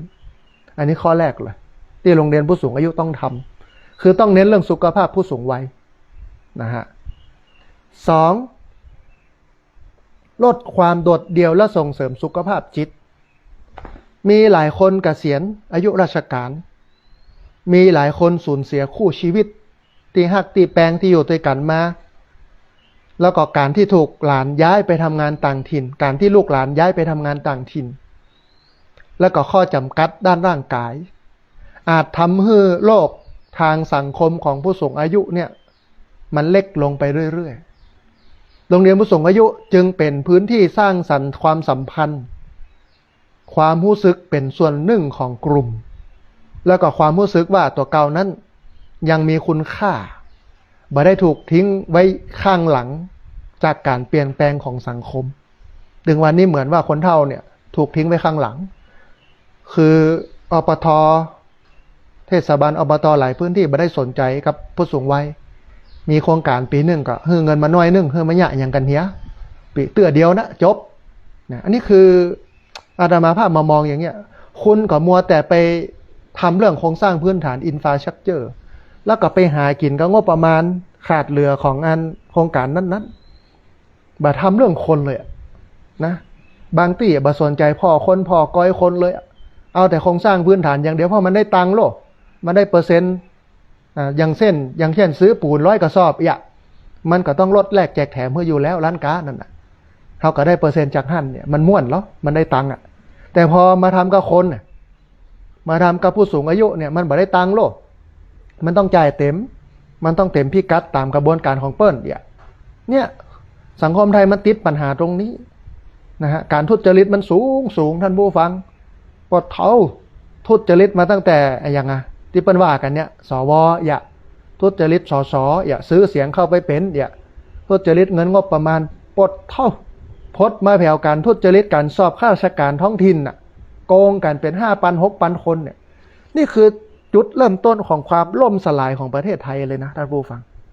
หากว่าเป็นอย่างนี้ไปเมินๆนี่แย่ละต่างชาติเปิ้ลก็มาลงทุนแล้วแต่วันนี้เปิ้ลก็ตึงมานะเปิ้ลย้ายการผลิตไปอยู่ประเทศเวียดนามปุ่นนะเพราะอย่างเวลาจะย้ายอย่างสักอย่างเนี่ยมันต้องจ่ายใต้โต๊ะให้กับเจ้าหน้าที่รัฐมันถึงจะเร็วมันถึงจะได้ถ้าบัจ่ายเนี่ยดองเกมไม่เมินหรอกถ้ามึงบัจ่ายนี่นะเอ็นสุมาท่านผู้ฟังถ้าสู่บัจ่ายนี่นะค่ากับบ่ฮื้อต้องจ่ายใต้โต๊ะก่อนค่าถึงจะอนุญาตนี่คือความเหลวแหลกของสังคมไทยที่มันเป็นถึงวันนี้นะฮะแถมอันหนึ่งท่านผู้ฟังอันที่3โรงเรียนผู้สูงอายุเนี่ยมันป้องกันผู้สูงวัยถูกทิ้งไว้หลังความเปลี่ยนแปลงทางดิจิทัลท่านผู้ฟังในวันที่บริการภาครัฐการเงินการสื่อสารแล้วการซื้อขายย้ายไปสู่ระบบออนไลน์มากขึ้นผู้สูงอายุที่บ่มีทักษะดิจิทัลเนี่ยอาจบ่ใช่เพียงเสียโอกาสนะแต่ยังเสี่ยงต่อการถูกหลอกลวงทางออนไลน์คือบ่เล่นบ่จ้างFacebook ไลน์อย่างต่างๆเพิ่นเฮือลงทะเบียนเข้าแอปนั้นแอปนี้เข้าบ่จ้างเฮาบ่ฮู้จักแอปเฮาก็ฮู้จักแอปเข้านั่นนะผู้สูงอายุบ่ฮู้จักแอปอันหยังเป็นหยังบ่ฮู้อันหยังไลน์หยังฮู้กะไลน์โก้งนั่นน่ะบ่ฮู้จักไลน์จักเลยอย่างงั้นเข้าบ่จ้างก็เป็นคนละยุคคนละสมัยรู้ท่านผู้ฟัง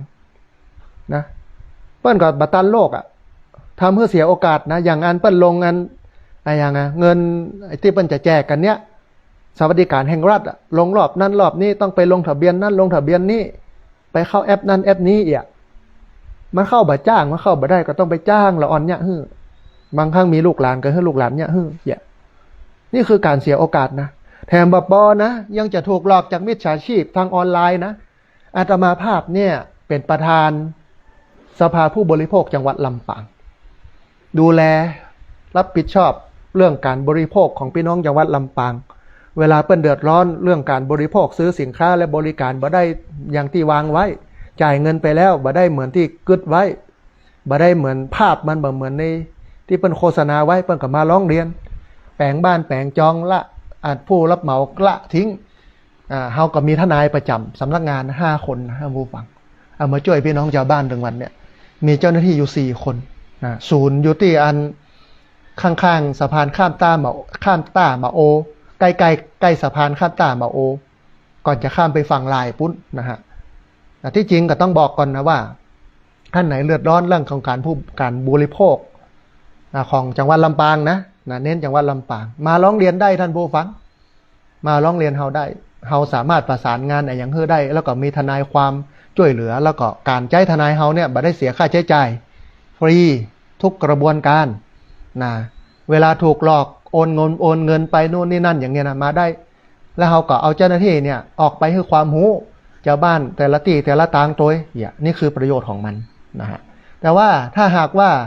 โลกมันเปลี่ยนแปลงไปมันเป็นโลกดิจิทัลโลก globalization ยุคข้อมูลข่าวสารยุคการเปลี่ยนแปลงยุคเชนยุคการเปลี่ยนแปลงคนเท่ามันตัวบัตรตันท่านผู้ฟังมันคนละอย่างคนละสมัยกับยุคเขาเนี่ยเขียนจดหมายโลกโทรศัพท์กับโลกแต่ยุคนี้มันใจส่งข้อความทางเฟซทางไลน์โลกมันก็มันไปตัวเปิ้นบัตรตันเสร็จแล้วมันก็จะถูกหลอกเพราะฉะนั้นเนี่ยโรงเรียนผู้สูงอายุก็จะต้องมาป้องกันสิ่งเหล่านี้ตัวนะฮะอันนี้อันที่3อันที่4มันจะต้องสร้างทักษะอาชีพและก็รายได้ที่มันเหมาะสมกับวัยท่านผู้ฟัง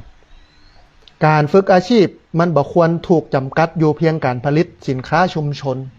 แต่มันควรเชื่อมโยงกับตลาดความสนใจสุขภาพและข้อจำกัดของผู้สูงอายุแต่ละกลุ่มเพื่อเกิดรายได้จริงและก็บ่กลายเป็นภาระเพิ่มอันนี้ต้องมองหลายมุม1ที่จะต้องให้เปิ้นเนี่ยมันต้องเหมาะสมกับวัยเปิ้นคนเฒ่าแล้วจะไปยะอะไรอย่างนักได้มันก็ต้องมีสิ่งที่มันเหมาะสมสำหรับผู้สูงวัยที่ทำได้2ต้องไปเชื่อมโยงกับการตลาดบ่ใช่ว่ายะไว้กองโกดขายบ่ออกซ้ำมาเป็นความดันขึ้นแถมปวดเท่าเครียดนักแถมอันนี้คือไม่ใช่ทางออกคือสิ่งที่ควรทำได้ตามสุขภาพร่างกายอาชีพทักษะการเพิ่มรายได้เนี่ยมันต้องมาดูว่าคนทำนั้นวัยแค่นี้เนี่ยวัยอย่างอี้แล้วเนี่ยอาจจะต้องฝึกอย่างพ่องจะต้องทำอย่างพ่องนะฮะและการตลาดจะต้องรองรับเปิ้นได้ต้องมีตลาดรองรับนะอันนี้คือข้อที่4ข้อที่5ทำให้ผู้สูงอายุรู้สิทธิ์และก็ปกป้องตัวเก่าได้โรงเรียนผู้สูงอายุเนี่ยท่านผู้ฟังสามารถเป็นพื้นที่ให้ความรู้เรื่องเบี้ยยังชีพเรื่องสิทธิรักษาพยาบาลเรื่องพินัยกรรมการจัดการทรัพย์สินความรุนแรงในครอบครัวและก็ช่องทางขอความช่วยเหลือว่าเวลาเกิดความรุนแรงขึ้นมาโน่นนี่นั่นจะขอช่องทางจากไหนตั้งใดอย่างใดนะฮะเพราะผู้สูงอายุบ่เคยรู้เรื่องสิทธิ์ยอมมีความเสี่ยงที่จะถูกละเลยถูกเอาเปรียบหรือว่าถูกละเมิดโดยบ่สามารถเรียกร้องความช่วยเหลือได้นะ6ท่านผู้ฟังเปลี่ยนผู้สูงอายุจากผู้รับการดูแลเป็นพลังของชุมชนประกาศราชกิจจานุเบกษาของกรมกิจการผู้สูงอายุเนี่ยมันให้ความสำคัญกับการถ่ายทอดภูมิปัญญาวัฒนธรรมท้องถิ่นและการจัดทำกิจกรรมสาธารณประโยชน์นั่นหมายความว่าผู้สูงอายุนั้นบ่ได้ถูกมองเฉพาะในฐานะเป็นผู้เปราะบางแต่เป็นเจ้าของความรู้ประสบการณ์และกระทุนทางสังคมที่สามารถส่งต่อให้กับคนรุ่นอื่นได้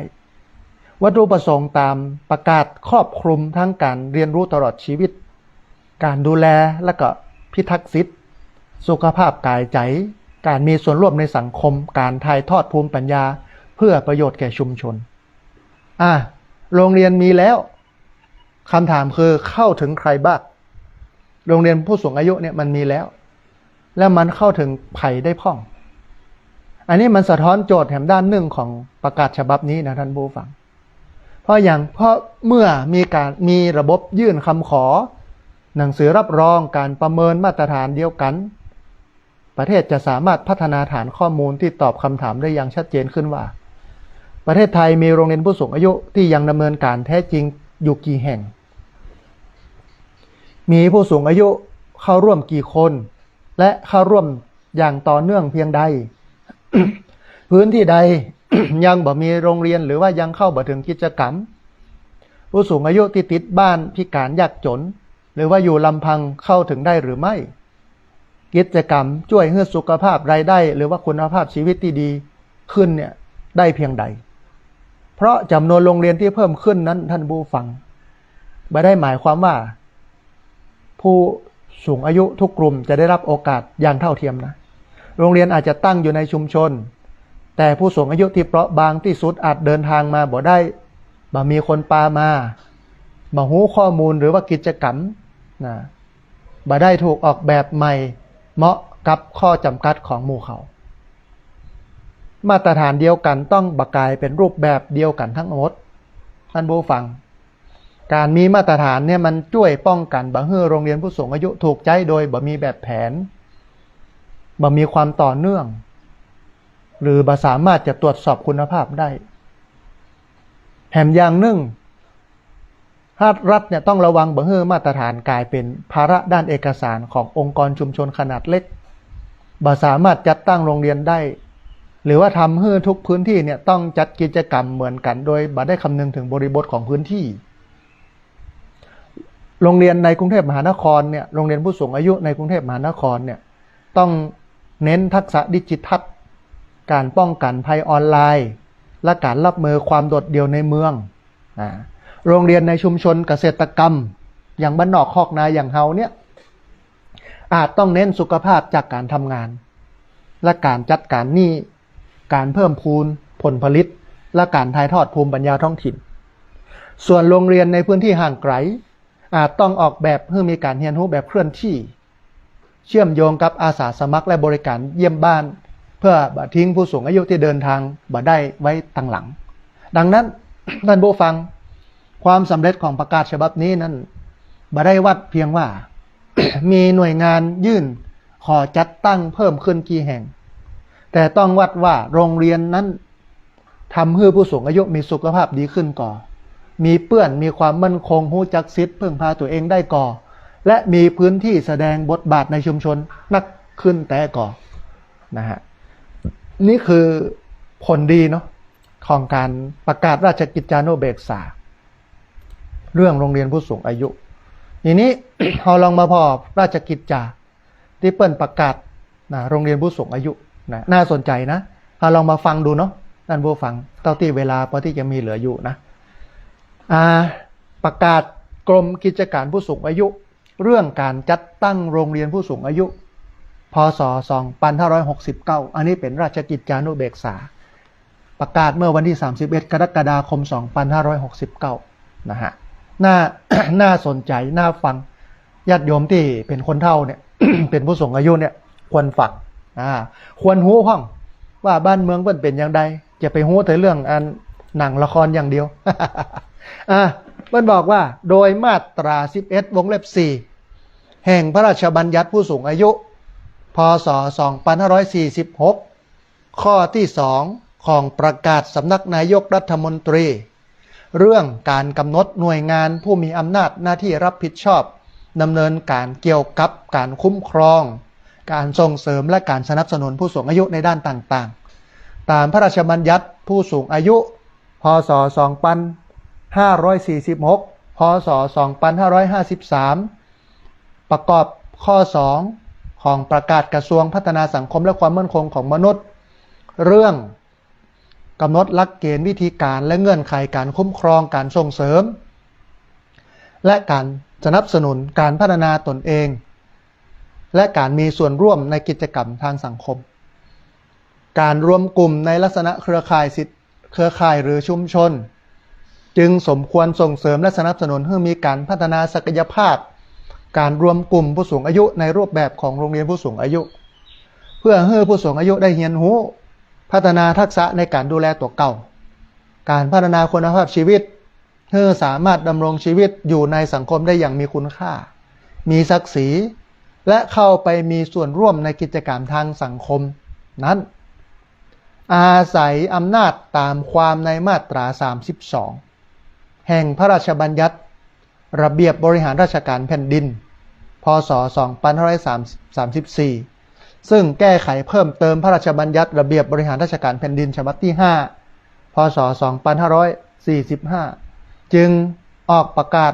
ไว้ดังต่อไปนี้ข้อที่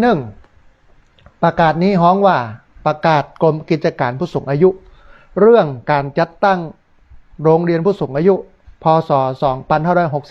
2569ข้อ2ประกาศนี้ให้ใจบังคับตั้งแต่วันที่ประกาศเป็นต้นไปข้อ3ในประกาศนี้โรงเรียนผู้สูงอายุหมายความว่าการรวมตัวของผู้สูงอายุและชุมชน ในรูปแบบโรงเรียนผู้สูงอายุและได้รับหนังสือรับรองการจัดตั้งตามประกาศนี้กรมหมายความว่ากรมกิจการผู้สูงอายุอธิบดีหมายความว่าอธิบดีกรมกิจการผู้สูงอายุข้อ 4 การจัดตั้งโรงเรียนผู้สูงอายุมีวัตถุประสงค์ดังนี้ 1. เพื่อส่งเสริมพัฒนาคุณภาพชีวิตและการจัดการเรียนรู้ตลอดชีวิตของผู้สูงอายุในชุมชน 2. เพื่อส่งเสริมการพัฒนาศักยภาพของตัวเก่าการดูแลคุ้มครองและพิทักษ์สิทธิผู้สูงอายุ 3. เพื่อเสริมสร้างสุขภาพที่ดีของผู้สูงอายุทั้งด้านร่างกายและจิตใจและมีส่วนร่วมในสังคม 4. เพื่อส่งเสริมให้ผู้สูงอายุได้ถ่ายทอดภูมิปัญญาวัฒนธรรมท้องถิ่นและการดำเนินกิจกรรมสาธารณประโยชน์อันเป็นการสร้างสรรค์ประโยชน์แก่ชุมชนและสังคม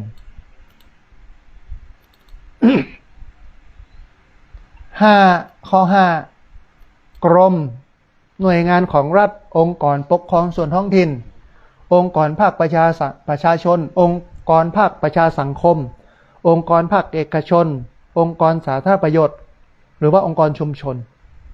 สามารถดำเนินการจัดตั้งโรงเรียนผู้สูงอายุตามประกาศนี้ได้ให้หน่วยงานหรือว่าองค์กรตามวรรค 1ยื่นคำขอเป็นหนังสือโดยจะยื่นคำขอด้วยตัวเก่าหรือทางไปรษณีย์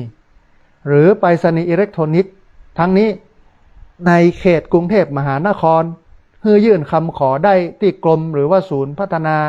การจัดสวัสดิการสังคมผู้สูงอายุบางแคและในจังหวัดอื่นๆให้ยื่นคำขอต่อสำนักงานพัฒนาสังคมและความมั่นคงของมนุษย์จังหวัดนั้นๆเมื่อได้รับคำขอแล้วให้เจ้าหน้าที่รับผิดชอบตรวจสอบความพร้อมของสถานที่และแผนการดำเนินงานหากเป็นไปตามเกณฑ์มาตรฐานที่กำหนดแล้วให้นำเสนออธิบดีหรือผู้ซึ่งได้รับมอบหมายพิจารณาอนุมัติให้มีการออกหนังสือรับรองจัดตั้งได้หลักเกณฑ์วิธีการและเงื่อนไขการจัดตั้งและมาตรฐานการดำเนินงานให้เป็นไปตามที่อธิบดีประกาศกำหนดอันนี้ต้องรอการประกาศหรือว่าการกำหนดจากอธิบดีกรมกิจการผู้สูงอายุนะฮะข้อที่ 6เมื่อได้รับอนุญาตให้จัดตั้งโรงเรียนผู้สูงอายุแล้วให้กรมออกหนังสือรับรองการจัดตั้งได้แบบหนังสือรับรองการจัดตั้งตามวรรค 1ให้เป็นไปตามที่กรมกำหนดให้ผู้บริหารหน่วยงานหรือว่าองค์กรตามข้อ 5เป็นผู้แต่งตั้งคณะกรรมการโรงเรียนผู้สูงอายุรวมทั้งกำหนดโครงสร้างและภารกิจของโรงเรียนผู้สูงอายุข้อ 7ให้กรมสำนักงานพัฒนาสังคมและความมั่นคงของมนุษย์จังหวัดหรือว่าหน่วยงานที่ได้รับมอบหมายดำเนินการส่งเสริมสนับสนุนและพัฒนางานของโรงเรียนผู้สูงอายุให้สามารถดำเนินการได้อย่างเข้มข้นอย่างเข้มแข็งและจัดให้มีการประเมินมาตรฐานการดำเนินของโรงเรียนผู้สูงอายุตามเกณฑ์การประเมินมาตรฐานที่กรมประกาศกำหนดข้อ 8โรงเรียนผู้สูงอายุอาจถูกเพิกถอนหนังสือหรือจัดหนังสือการจัดตั้งในกรณี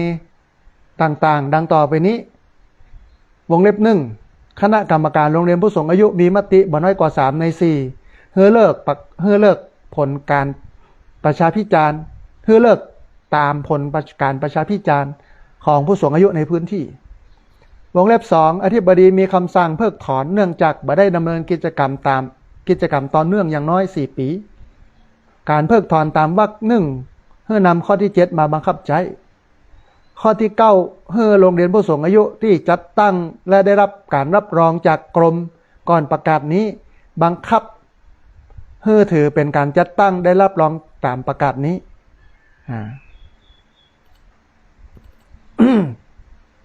ข้อ 10ให้อธิบดีรักษาการตามประกาศนี้และให้มีอำนาจกำหนดแบบเอกสารและคู่มือ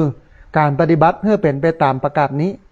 ในกรณีที่มีปัญหาเกี่ยวกับการปฏิบัติตามประกาศนี้ให้อธิบดีผู้มีอำนาจวินิจฉัยและคำวินิจฉัยนั้นให้ถือเป็นที่สุดประกาศณวันที่21 เมษายน 2569โชคชัยวิเชียรชัยชนะอธิบดีกรมกิจการผู้สูงอายุ นะเฮาฟังทั้งหมดทั้งปวงท่านผู้ฟังเป็นเรื่องที่น่าดีใจที่ผู้สูงอายุนั้นมีการจัดตั้งโรงเรียนผู้สูงอายุแล้วก็มีการรับรองอย่างเป็นกิจลักษณะมีการสนับสนุนเป็นกิจลักษณะแล้วก็จะต้องไปจดทะเบียนโน่นนี่นั้นให้มันเข้ารูปเข้ารอยเข้าแบบเข้าอย่างแล้วก็รองรับสังคมสูงวัยได้อย่างดีนะมันก็ถือเป็นก้าวหนึ่งเนาะของประเทศด้อยพัฒนาอย่างเฮานะดีกว่าเปิ้นบ่ได้ยะอย่างเลยที่จริงอาตมาภาพเนี่ยทำหนังสือไปถึงนายกรัฐมนตรีทำหนังสือไปถึงงานรัฐมนตรีว่าการกระทรวงมหาดไทยรัฐมนตรีว่าการรัฐมนตรีสำนักงานพัฒนาสังคมและความมั่นคงของมนุษย์จังหวัดถึงเรื่องนี้แหละเรื่องที่อปทเทศบาลองค์กรปกครองส่วนท้องถิ่นอบต.สามารถสนับสนุนงบประมาณโรงเรียนผู้สูงอายุได้แล้วก็บริการโรงเรียนผู้สูงอายุได้เพราะที่ผ่านมาเนี่ยมันเป็นงานฝากอบต.บางที่เปิ้นก็บ่กล้าเอางบประมาณมาใช้กับโรงเรียนผู้สูงอายุกลัวว่าสตง.สำนักงานตรวจเงินแผ่นดินก็จะสั่งคืนท้ายที่สุดเนี่ยเพื่อให้โรงเรียนมันไปทางหน้าได้มันอาจจะต้องใช้งบประมาณเยอะแล้วก็งบประมาณหลากหลายอย่างเช่นที่โรงเรียนผู้สูงอายุตำบลศพปาดเนี่ยอาตมาภาพก็ดูแลมาตลอดเรื่องอาหารการกินเรื่องรถรับส่งแต่รถรับส่งเนี่ยสมัยแต่ก่อนเนี่ยมีรถของการไฟฟ้าฝ่ายผลิตแห่งประเทศไทยแม่เมาะรับส่งต่อมาก็มีงบของอันตำบลละ5 ล้านของการไฟฟ้าฝ่ายผลิตแห่งประเทศไทยแม่เมาะที่ผ่านอปท.เขาผ่านผู้ใหญ่บ้านกำนันขออภัยเขาก็ขอเปิ้นมา100,000เอามาใจกับกิจการโรงเรียนผู้สูงอายุแล้วก็อาหารเนี่ยอาตมาภาพดูแลก็นับไปนับมาเนี่ยเกือบจะ10 ปีเนี่ยมดไป700,000แล้วท่านผู้ฟัง งบหลวงเนี่ยหลวงพ่อเนี่ยนะงบมดไปจะ700,000แล้วนะฮะก็ประกาศนี่ก็ดีมันก็เลยทำให้การทำโรงเรียนผู้สูงอายุทำให้ผู้สูงอายุมาจ้อมกันและพัฒนาคุณภาพชีวิตของผู้สูงอายุในหลายมิตินะฮะมีงบประมาณมีการใช้จ่ายแต่ว่าอาจจะต้องไปเข้าระบบเข้ารูปแบบเนี่ยน้อยนึงนะฮะท่านผู้ฟังขณะนี้ท่านผู้ฟังกำลังติดตามรับฟังรายการธรรมาภิวัตรอันเป็นรายการวิทยุเพื่อการเผยแผ่พระพุทธศาสนาส่งเสริมการศึกษาและพัฒนาสังคมรายการนี้รับผิดชอบโดยอาตมาภาพพระสาธิตธีระปัญโยประธานมูลนิธิธีระปัญโยตั้งอยู่ณที่พักสงฆ์สถาบันธรรมาภิวัตรบ้านศพเตินตำบลศพปาดอำเภอแม่เมาะจังหวัดลำปางรายการนี้ออกอากาศทุกวันอังคารในเวลา5:00ไปจนถึง7:00 น.เมื่อเจ้าผ่านทางสถานีวิทยุในเครือข่าย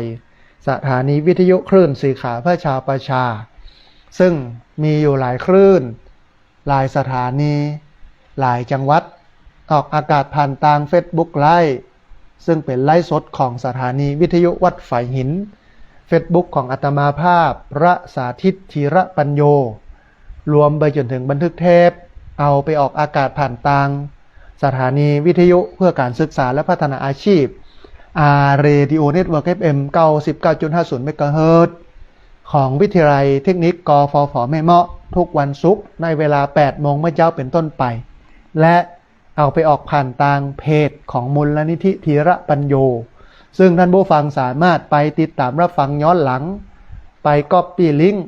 ไปคัดลอกลิงก์เอาไปส่งเอาไปแชร์ให้กับญาติธรรมทั้งหลายได้ยินได้ฟังกันได้แถมตัวนะฮะท่านผู้ฟังก่อนที่จะเปิดสายให้ท่านผู้ฟังที่ฟังอยู่ทางบ้านจะโทรเข้ามาร่วมเอ่ยกันจะโทรเข้ามาร่วมแสดงความคิดความเห็นกันนะฮะในวันอาทิตย์ที่8 พฤศจิกายนพุทธศักราช2569เวลาบ่ายโมงตรงแฮมหลายเดือนอยู่นะอันนี้เดือนสิงหา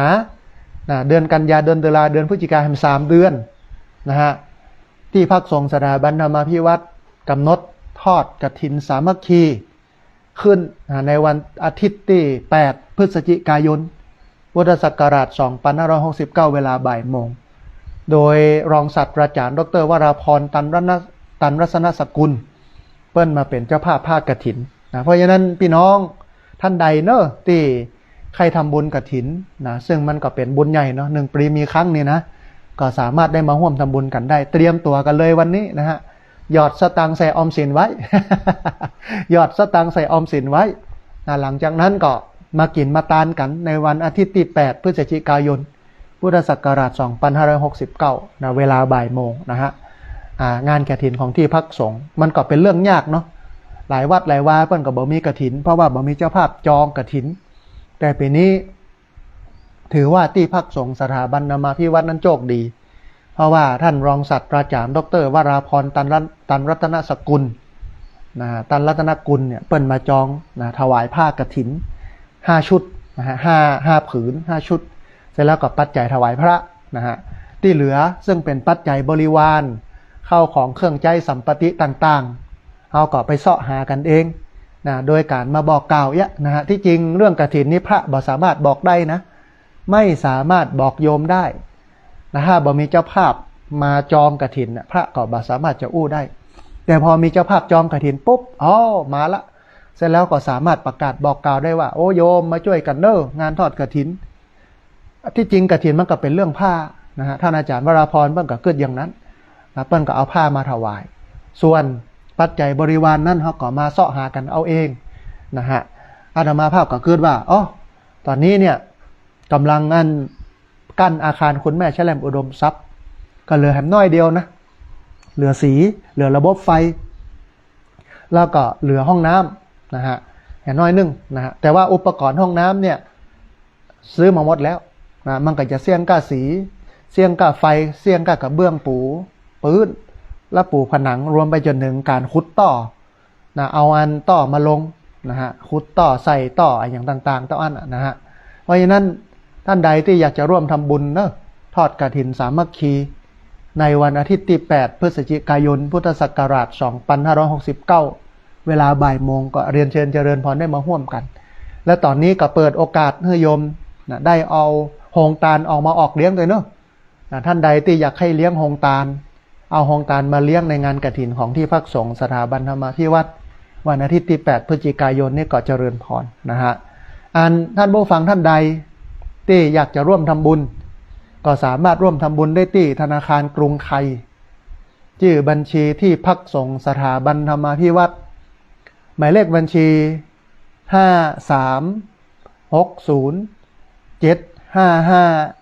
5360755318เป็นธนาคารกรุงไทยชื่อบัญชีที่พักสงฆ์สถาบันธรรมาภิวัตรหมายเลขบัญชี5360755318นะอันนี้ก็สามารถได้มาร่วมทำบุญกันได้ทำบุญงานกฐินนาทานในวันอาทิตย์ที่8 พฤศจิกายน 2569ท่านใดที่อยากจะเอาซองกฐินโทรเข้ามาแจ้งได้เลยนะฮะเดี๋ยวจะได้จัดพิมพ์ให้แล้วก็ส่งไปให้เอาไปบอกบุญกันนะท่านใดที่ร่วมทำบุญโอนเข้าบัญชีที่พักสงฆ์สถาบันธรรมาภิวัตรแล้วโทรมาบอกกัน1ส่งสลิปกันเข้ามาก็ได้นะฮะเพราะว่าบัญชีนี้เนี่ยมันบ่สามารถที่จะขึ้นข้อมูลว่าอันนี้เงินเข้าแล้วบ่สามารถจะตรวจสอบได้ต้องเอาสมุดไปปรับที่ธนาคารเต้าอั้นนะฮะเพราะว่ามันเป็นบัญชีของที่พักสงฆ์เบิกจ่าย2 ใน 3แล้วก็กรรมการค่อนข้างจะเข้มหน่อย เปิ้นก็ดูแลการเงินของเปิ้นไปทำหน้าที่ได้ดีรายรับรายจ่ายเหลือเท่าใดได้เท่าใดจ่ายเท่าใดนะเปิ้นก็ทำเอกสารซื้อของซื้อสัมภาระจ่ายค่าแรงงมแรงงานนี่ก็จะต้องมีใบสำคัญรับเงินนะดูแลหมดญาติโยมบ่ต้องห่วงนะที่พักสงฆ์สถาบันธรรมาภิวัตรเนี่ยทำเป็นระบบนะง่ายถ้าบ่เป็นระบบเนี่ยสิ่งที่สร้างขึ้นมาเนี่ยมันบ่สำเร็จมันก็จะแล้วมันก็จะลุมันก็จะห้างหั่นแต่นี่สร้างแต่ละอย่างมันก็สำเร็จกูอย่างนะบ่ว่าจะเป็นอาคารหลังข้างล่างนะบ่ว่าจะเป็นโรงครัวกุฏิที่พักสงฆ์นะฮะบ่ว่าจะเป็นศาลากินตาลแล้วตอนนี้ก็เจดีย์บุญเจดีย์เอาไว้ก่อนหลังจากทอดกฐินกันก็มาอู้กันถึงเรื่องบุญเจดีย์นะฮะตอนเนี้ยเอาบุญที่สำคัญก็คือบุญกฐินทานที่จะถึงนี้แล้วปีนี้เนี่ยปัจจัยบริวารกฐินก็จะนำมากั้นอาคารคุณแม่แชลมอุดมทรัพย์เป็นอันที่พักของพระสงฆ์นะแล้วก็ถ้ามันเหลือก็จะเอามาใช้จ่ายอื่นๆนะตามที่พักสงฆ์จะต้องใช้เช่นตัดหญ้าบดเท้าเตือน1เป็น10,000ท่านผู้ฟังตัดหญ้าเตือน1นะ อาจจะไปซื้อรถตัดหญ้ามาก็ได้มันจะได้ประหยัด อาจจะซื้อรถตัดหญ้ามามันก็จะประหยัดขึ้นอาจจะต้องดูก่อนว่าจะต้องใช้จ่ายไอ้อย่างพ้องเนาะนะฮะเอาละท่านผู้ฟังก็ท่านผู้ฟังสามารถโทรเข้ามาร่วมร่วมเอ่ยกันโทรเข้ามาร่วมแสดงความคิดความเห็นกันได้เนอะในรายการธรรมาภิวัตน์ในวันนี้เรียนเชิญเจริญพรได้ที่เบอร์064 125 4122เบอร์064 125 4122เรียนเชิญเจริญพรได้โทรเข้ามาร่วมเอ่ยกันนะได้โทรเข้ามาร่วมแสดงความคิดความเห็นกันได้ที่เบอร์064 125 4122พอดีมีสายเข้ามาสายหนึ่งรับสายนี้ก่อนเพื่อนจะว่าอย่าได้พ้องเจริญพรเจ้าไหว้สาเจ้าสาธุโยมแม่สัญญาณเป็นอย่างใดพ้องมันมองเราบอกหายเจ้าสัญญาณชัดเจนเนาะไม่ม่อมเนาะสัญญาณชัดเจนดีเจ้าโอ้ฝนตกขาดไปเมื่อแล้วเนาะอัน2 วันนั้นไปสุรินทร์มาอย่าแม่ไปมชแล้วไปสุรินทร์บ่เลยบ่ได้จัดวันนี้ก็เลยได้จัดแม่นละแม่หลายวัน6 วันเนาะมันตัดกับรายการพอดีก็เลยบ่ได้จัดวันนี้ก็เลยเอาฮื้อพี่น้องที่ติดตามรับฟังกันเห็นน้อยนึงเป็นในฟ้าฝนโยมแม่ฝนตกพ่องก็เดี๋ยวนี้ค่ะกันละไม่ตกตกหนักหน่อยลำปางก็มืดครึมๆเยอะๆแยะๆนำบ่ปอนักนะเนาะ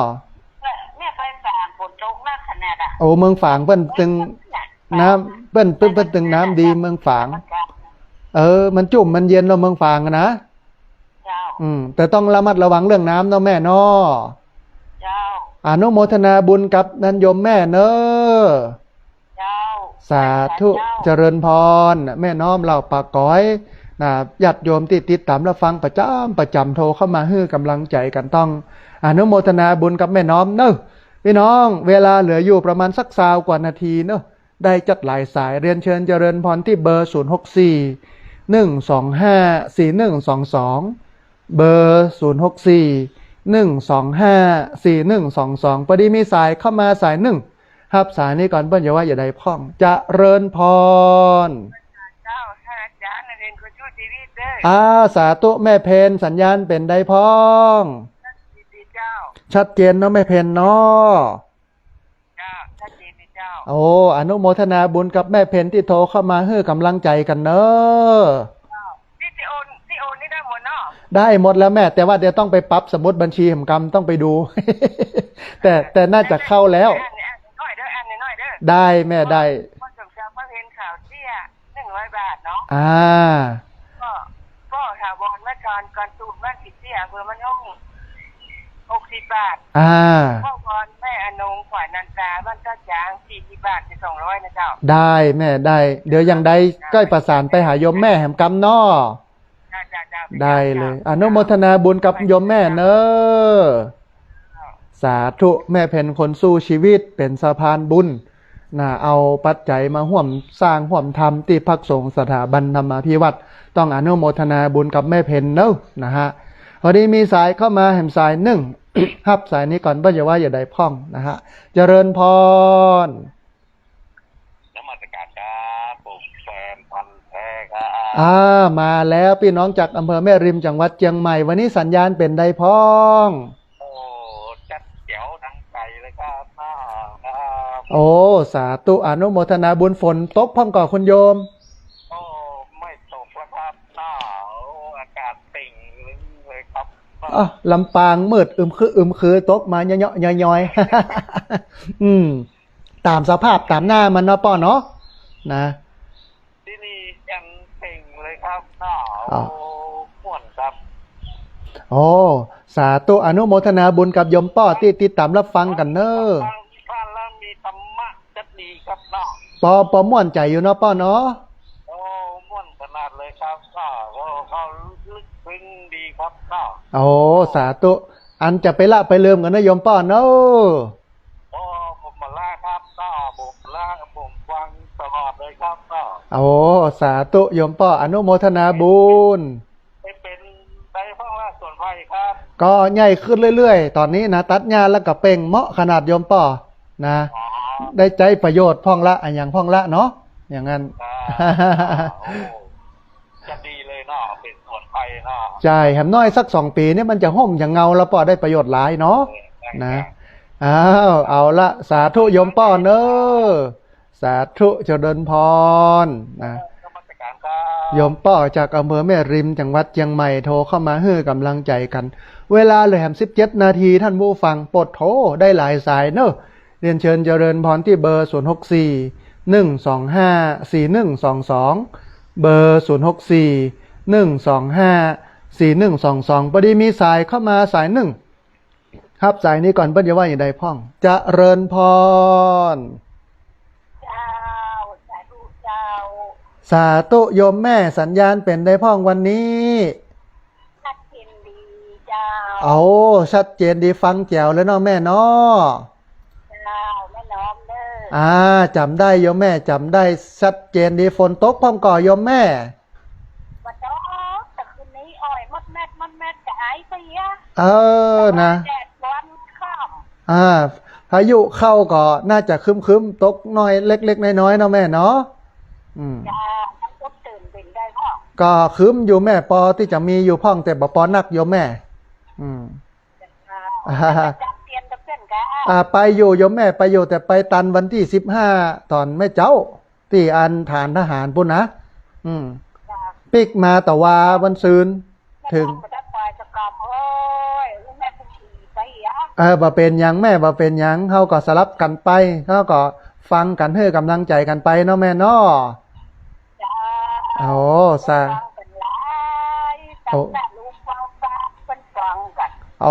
อนุโมทนาเป็นที่น่าดีอกดีใจเนาะแม่เนาะ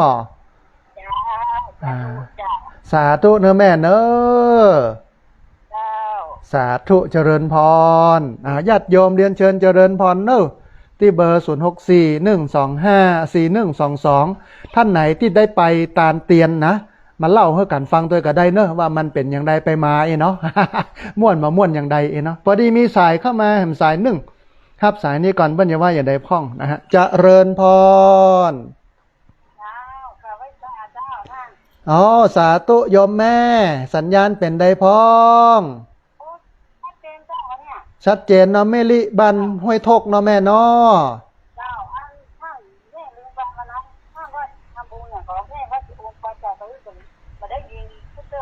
เอาตอนนี้มาร่วมทำบุญงานกฐินปอเนาะแม่เนาะงานกฐินมีวันที่8 พฤศจิกายังเมินอยู่โยมแม่หอมไม่หันก่อนเด้อหอมไม่หันปออันที่จะมีก็โอนทำบุญมาเนาะแม่เนาะสาธุอนุโมทนาบุญกับโยมแม่ที่ติดตามรับฟังกันเนอะสาธุนะโยมแม่ลิบ้านห้วยทกบ้านห้องละปูนติดตามรับฟังปอม่วนอกม่วนใจนะฮะเรียนเชิญเจริญพรเนอะท่านผู้ฟังเนอะที่เบอร์064 125 4122เบอร์064 125 4122พอดีมีสายเข้ามาสายหนึ่งครับสายนี้ก่อนเปิ้ลอย่าว่าอย่าได้พ่องจะเริญพรสาธุมาแล้วสัญญาณเป็นได้พ่องแม่สัญญาณชัดเจนดีเจ้าฝนตกพ่องก่อแม่มีฝนพ่องก่อฝนมาตกเจ้าแต่มันตกครึ่งฟ้าครึ่งฝนเหมือนกันนะเจ้าปอครึมแล้วแม่เนาะแม่ก็นั่งฟังนี่ตลอดนะเจ้ากุศลกุโฮงแล้วก็แม่จะไปหาหมอแห่งคำเพราะว่าสุขภาพแม่ไม่ค่อยเต็มร้อยต่อใดนะเจ้าสาธุยังได้กับรักษาสุขภาพก็เฮ้ยโยมแม่อายุมั่นขวัญยืนสุขภาพแข็งแรงเนอะขออาจารย์ก็ให้ดีมีสุขนะเจ้าเนาะไปได้เจ็บไปเป็นอย่างแน่สาธุแม่อย่างเดียวกันเนอะคุณงามความดีของพระอาจารย์เนาะก็ได้ทำมาตลอดกุศลของพงษ์แล้วก็เนาะบุญน่าจะปกคลุมเนาะแม่เนาะนะสาธุนะอนุโมทนาบุญแม่มาลัยป่าไข่ใต้เวียงป่าเป้าเจียงไฮ้ฟังอยู่สัญญาณชัดเจนดีเดี๋ยวสักกรรมจะไปหาหมอแล้วก็เฮือศีลเฮือปอนกันอนุโมทนาบุญกับแม่มาลัยเนอะญาติโยมที่ติดตามรับฟังเนอะเรียนเชิญเจริญพรที่ เบอร์0641254122เบอร์0641254122พอดีมีสายเข้ามาสายหนึ่งรับสายนี้ก่อนเปิ้ลอย่าว่าอย่างใดพ่องนะฮะจะเริญพรเอาสาธุแม่สุแก้วคำอ้วนสารปีเจียงใหม่เนาะสัญญาณเป็นได้พ่องแม่ชัดเจนดีก่อฟ้าฝนโดมีพ่องก่อหาสารปีหมอกหยอดย้อยๆเนาะแม่เนาะปีนี้น้ำถ้าจะมาท่วมมาเนาะปีนี้เนาะขอว่าเนาะรอลุ้นกันเนาะแม่เนาะลุ้นเอาโอ้อนุโมทนาบุญกับแม่สุแก้วเนอะสาธุได้แม่ได้อนุโมทนาบุญเนอะสาธุแม่สุแก้วคำอ้วนสารปีเจียงใหม่มีโยมที่มาติดตามรับฟังทาง Facebook เนาะมีแม่สมควรใจน้อยแม่คำสุขโยธินมีแม่สังวานแก่นจันทร์มีโยมจากประเทศสหรัฐอเมริกาลูกศิษย์ท่านอาจารย์ดร.จันยาสุทธิยาโนอนุโมทนาบุญกับคุณโยมเนอะมีคนโยมแม่จันตาใจคำมันโยมแม่จันตาใจคำวันพรุ่งนี้เปิดเรียนเนอะ9 โมงไม่เจ้านะฮะแล้วก็มีคุณโยมพรสิริกันทวงศ์มีคุณโยมสายฝนจันกุณะมีไอแฮมแม่พรสิริกันทวงศ์นะฮะต้องอนุโมแม่มีแม่เรนูชัยวงศ์มีคุณแม่อาจรพึ่งไตรรัตน์นะฮะมีภัยธรรมมาเรื่อยๆเนาะต้องอนุโมทนาบุญกับญาติโยมที่ติดตามรับฟังมีคุณโยมชนาภาสีทามีลูกของคุณแม่อุษาสุขเจริญอนุโมทนาบุญคุณโยมมาเลี้ยงอาหารคนเฒ่าวันที่26เนอะนะฮะวันที่26มีเปิ้นมาดูงานจากตำบลมะเขือแจ้ละปูนลูกของคุณแม่อุษาสุขเจริญเปิ้นจะมาเลี้ยงอาหารคนเฒ่าก็มาเลี้ยงกันในวันที่26ที่จะถึงนี้นะฮะแต่ว่าวันนี้มีเจ้าภาพเป็นงบประมาณของโรงพยาบาลส่งเสริมสุขภาพตำบลนะฮะวันนี้มีสายเข้ามาสายหนึ่งรับสายนี้ก่อนเปิ้ลอย่าว่าอย่าใดพ่องนะฮะเจริญพรสาธุโยมแม่จากอำเภอวังเหนือจังหวัดลำปางเนาะชัดเจนดีเนอะสัญญาณชัดเจนดีฝนมีพ่องก่อโยมแม่วันนี้นะเจ้าวันนี้สบายเนาะแม่เนาะคืนนึงตกอยู่ตกน้อยๆเนี่ยหมอกอ้อยเนาะแม่เนาะสาธุอนุโมทนาบุญกับโยมแม่ที่ติดตามรับฟังแล้วก็โทรเข้ามาให้กำลังใจกันเนอะสาธุโยมแม่จากอำเภอวังเหนือจังหวัดลำปางพี่น้องที่ฟังอยู่เนอะเรียนเชิญเจริญพร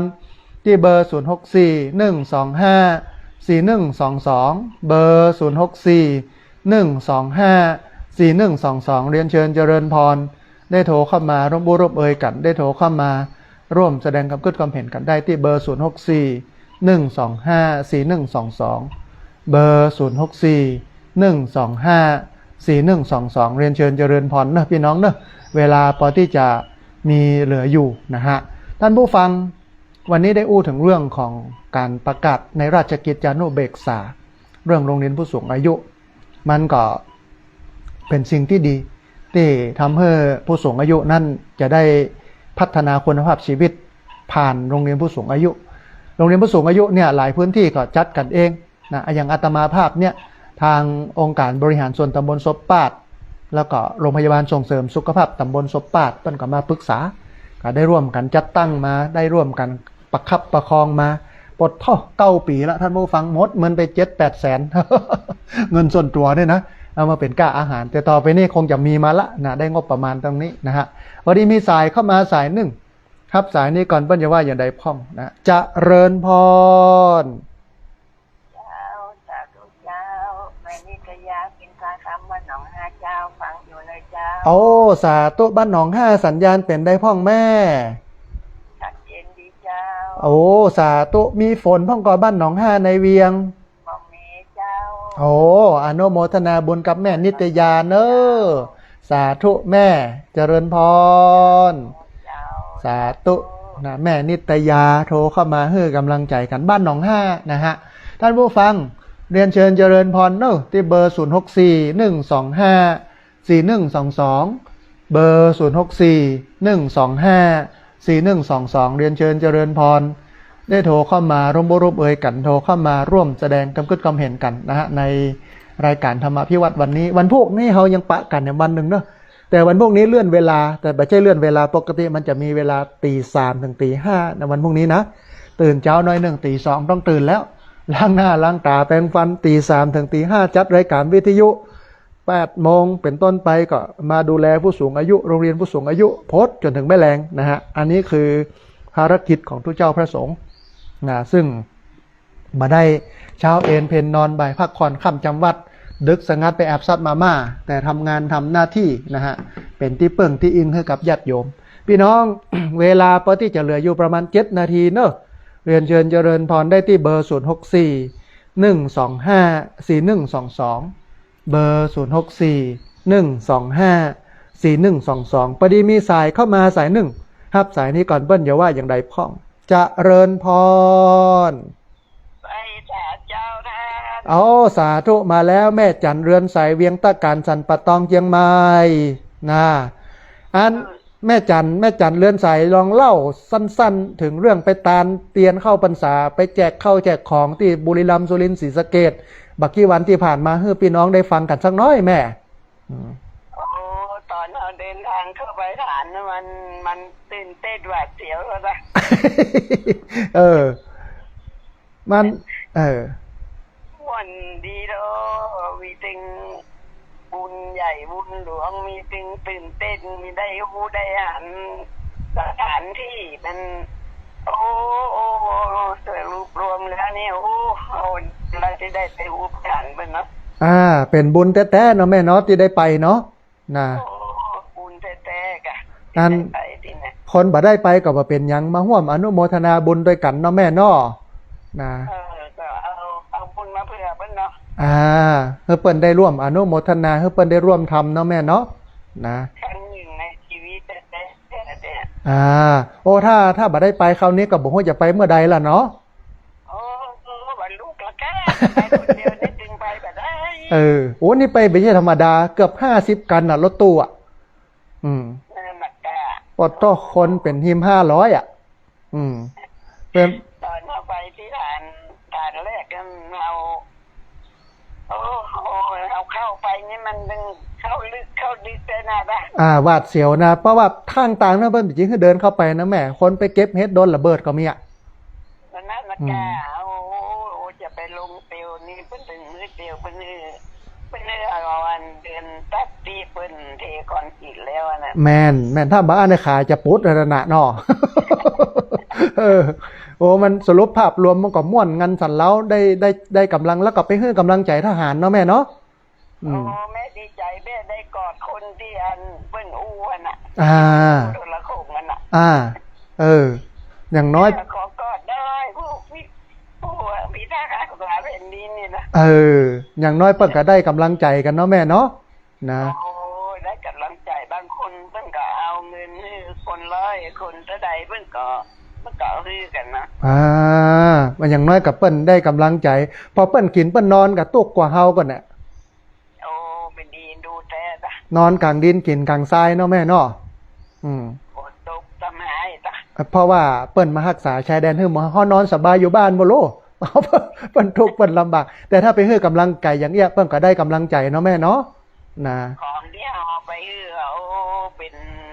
อาหารเป็นปลากระป๋องเป็นข้าวเป็นน้ำนี่เราเอาออกไปเอาก็ดีใจเนาะแม่นเป็นความต้องการของเปิ้นพอดีเนาะแม่เนาะนั่นน่ะ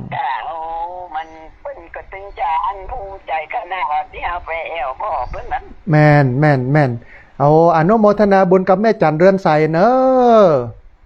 เรื่องนั้นที่เลี้ยงข้าวโรงเรียนผู้สูงอายุพอไปกินด้วยกันน่าจะม่วนดีจ้ะเนาะแต่ว่าต่อไปมันน่าจะมีงบมาแล้วแม่พ่อเปิ้นประกาศละแต่ว่าช่วงนี้เนี่ยอาจจะโอ้ยเหมือนโยมแม่ว่าคือห่อกันมาเนาะแม่เนาะตอนนี้อบตเพิ่นเลี้ยงเนอะเพิ่นมีงบประมาณโลเพราะเป็นอบตขนาดใหญ่ของพระอาจารย์นี่เป็นอบตขนาดเล็กโยมแม่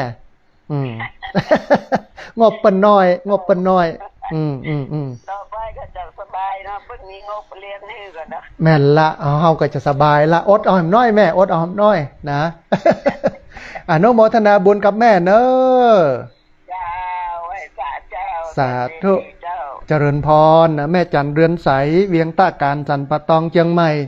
เวลาเลย2 นาทีท่านผู้ฟังเรียนเชิญเจริญพรได้โทรเข้ามารวมบูร่วมเอ่ยกันโทรเข้ามาร่วมแสดงความคิดความเห็นกันมีสายที่โทรเข้ามาแล้วบัดติดโทรเข้ามาแล้วบัดได้รับสายอยู่ที่ประมาณ24สายคนไหนที่โทรมาแล้วบัดติดโทรเข้ามาแล้วบัดได้รับสายก็โทรเข้ามาเนอะที่เบอร์0641254122เบอร์0641254122พอดีมีสายเข้ามาสายหนึ่งรับสายนี้ก่อนเปิ้นจะว่าอย่าได้พ้องนะฮะเจริญพรเจริญพรเจริญพรคุณโยมหายเอาสาธุเจริญพรโยมแม่น้อยกัดนัดเนาะมาท้ายรายการวันนี้ขออภัยโยมแม่มีเวลาน้อยเดียวเนาะนะเลยบ่ได้โยมแม่บ่ได้หมดเวลาพอดี เดี๋ยววันพรุ่งนี้โทรเข้ามาเนอะแม่เนอะสาธุแม่น้อยกัดนัดปกติเพิ่นจะเอาข้าวห่ำกำเครือม้วนๆนะฮะมาให้หมู่เฮาได้ฟังนะฮะเวลาเหลือประมาณ1 นาทีเรียนเชิญเจริญพรท่านผู้ฟังที่เบอร์0641254122เบอร์0641254122พอดีมีสายเข้ามาสายหนึ่งรับสายนี้ก่อนเพิ่นจะว่าอย่าได้พ้องเจริญพรจะไม่สาเจ้าพระอาจารย์ สาธุโยมแม่สัญญาณเป็นได้พ้อง ชัดเจนดีเจ้า แม่เทียนแก้วหนองยางห้างชัดนอ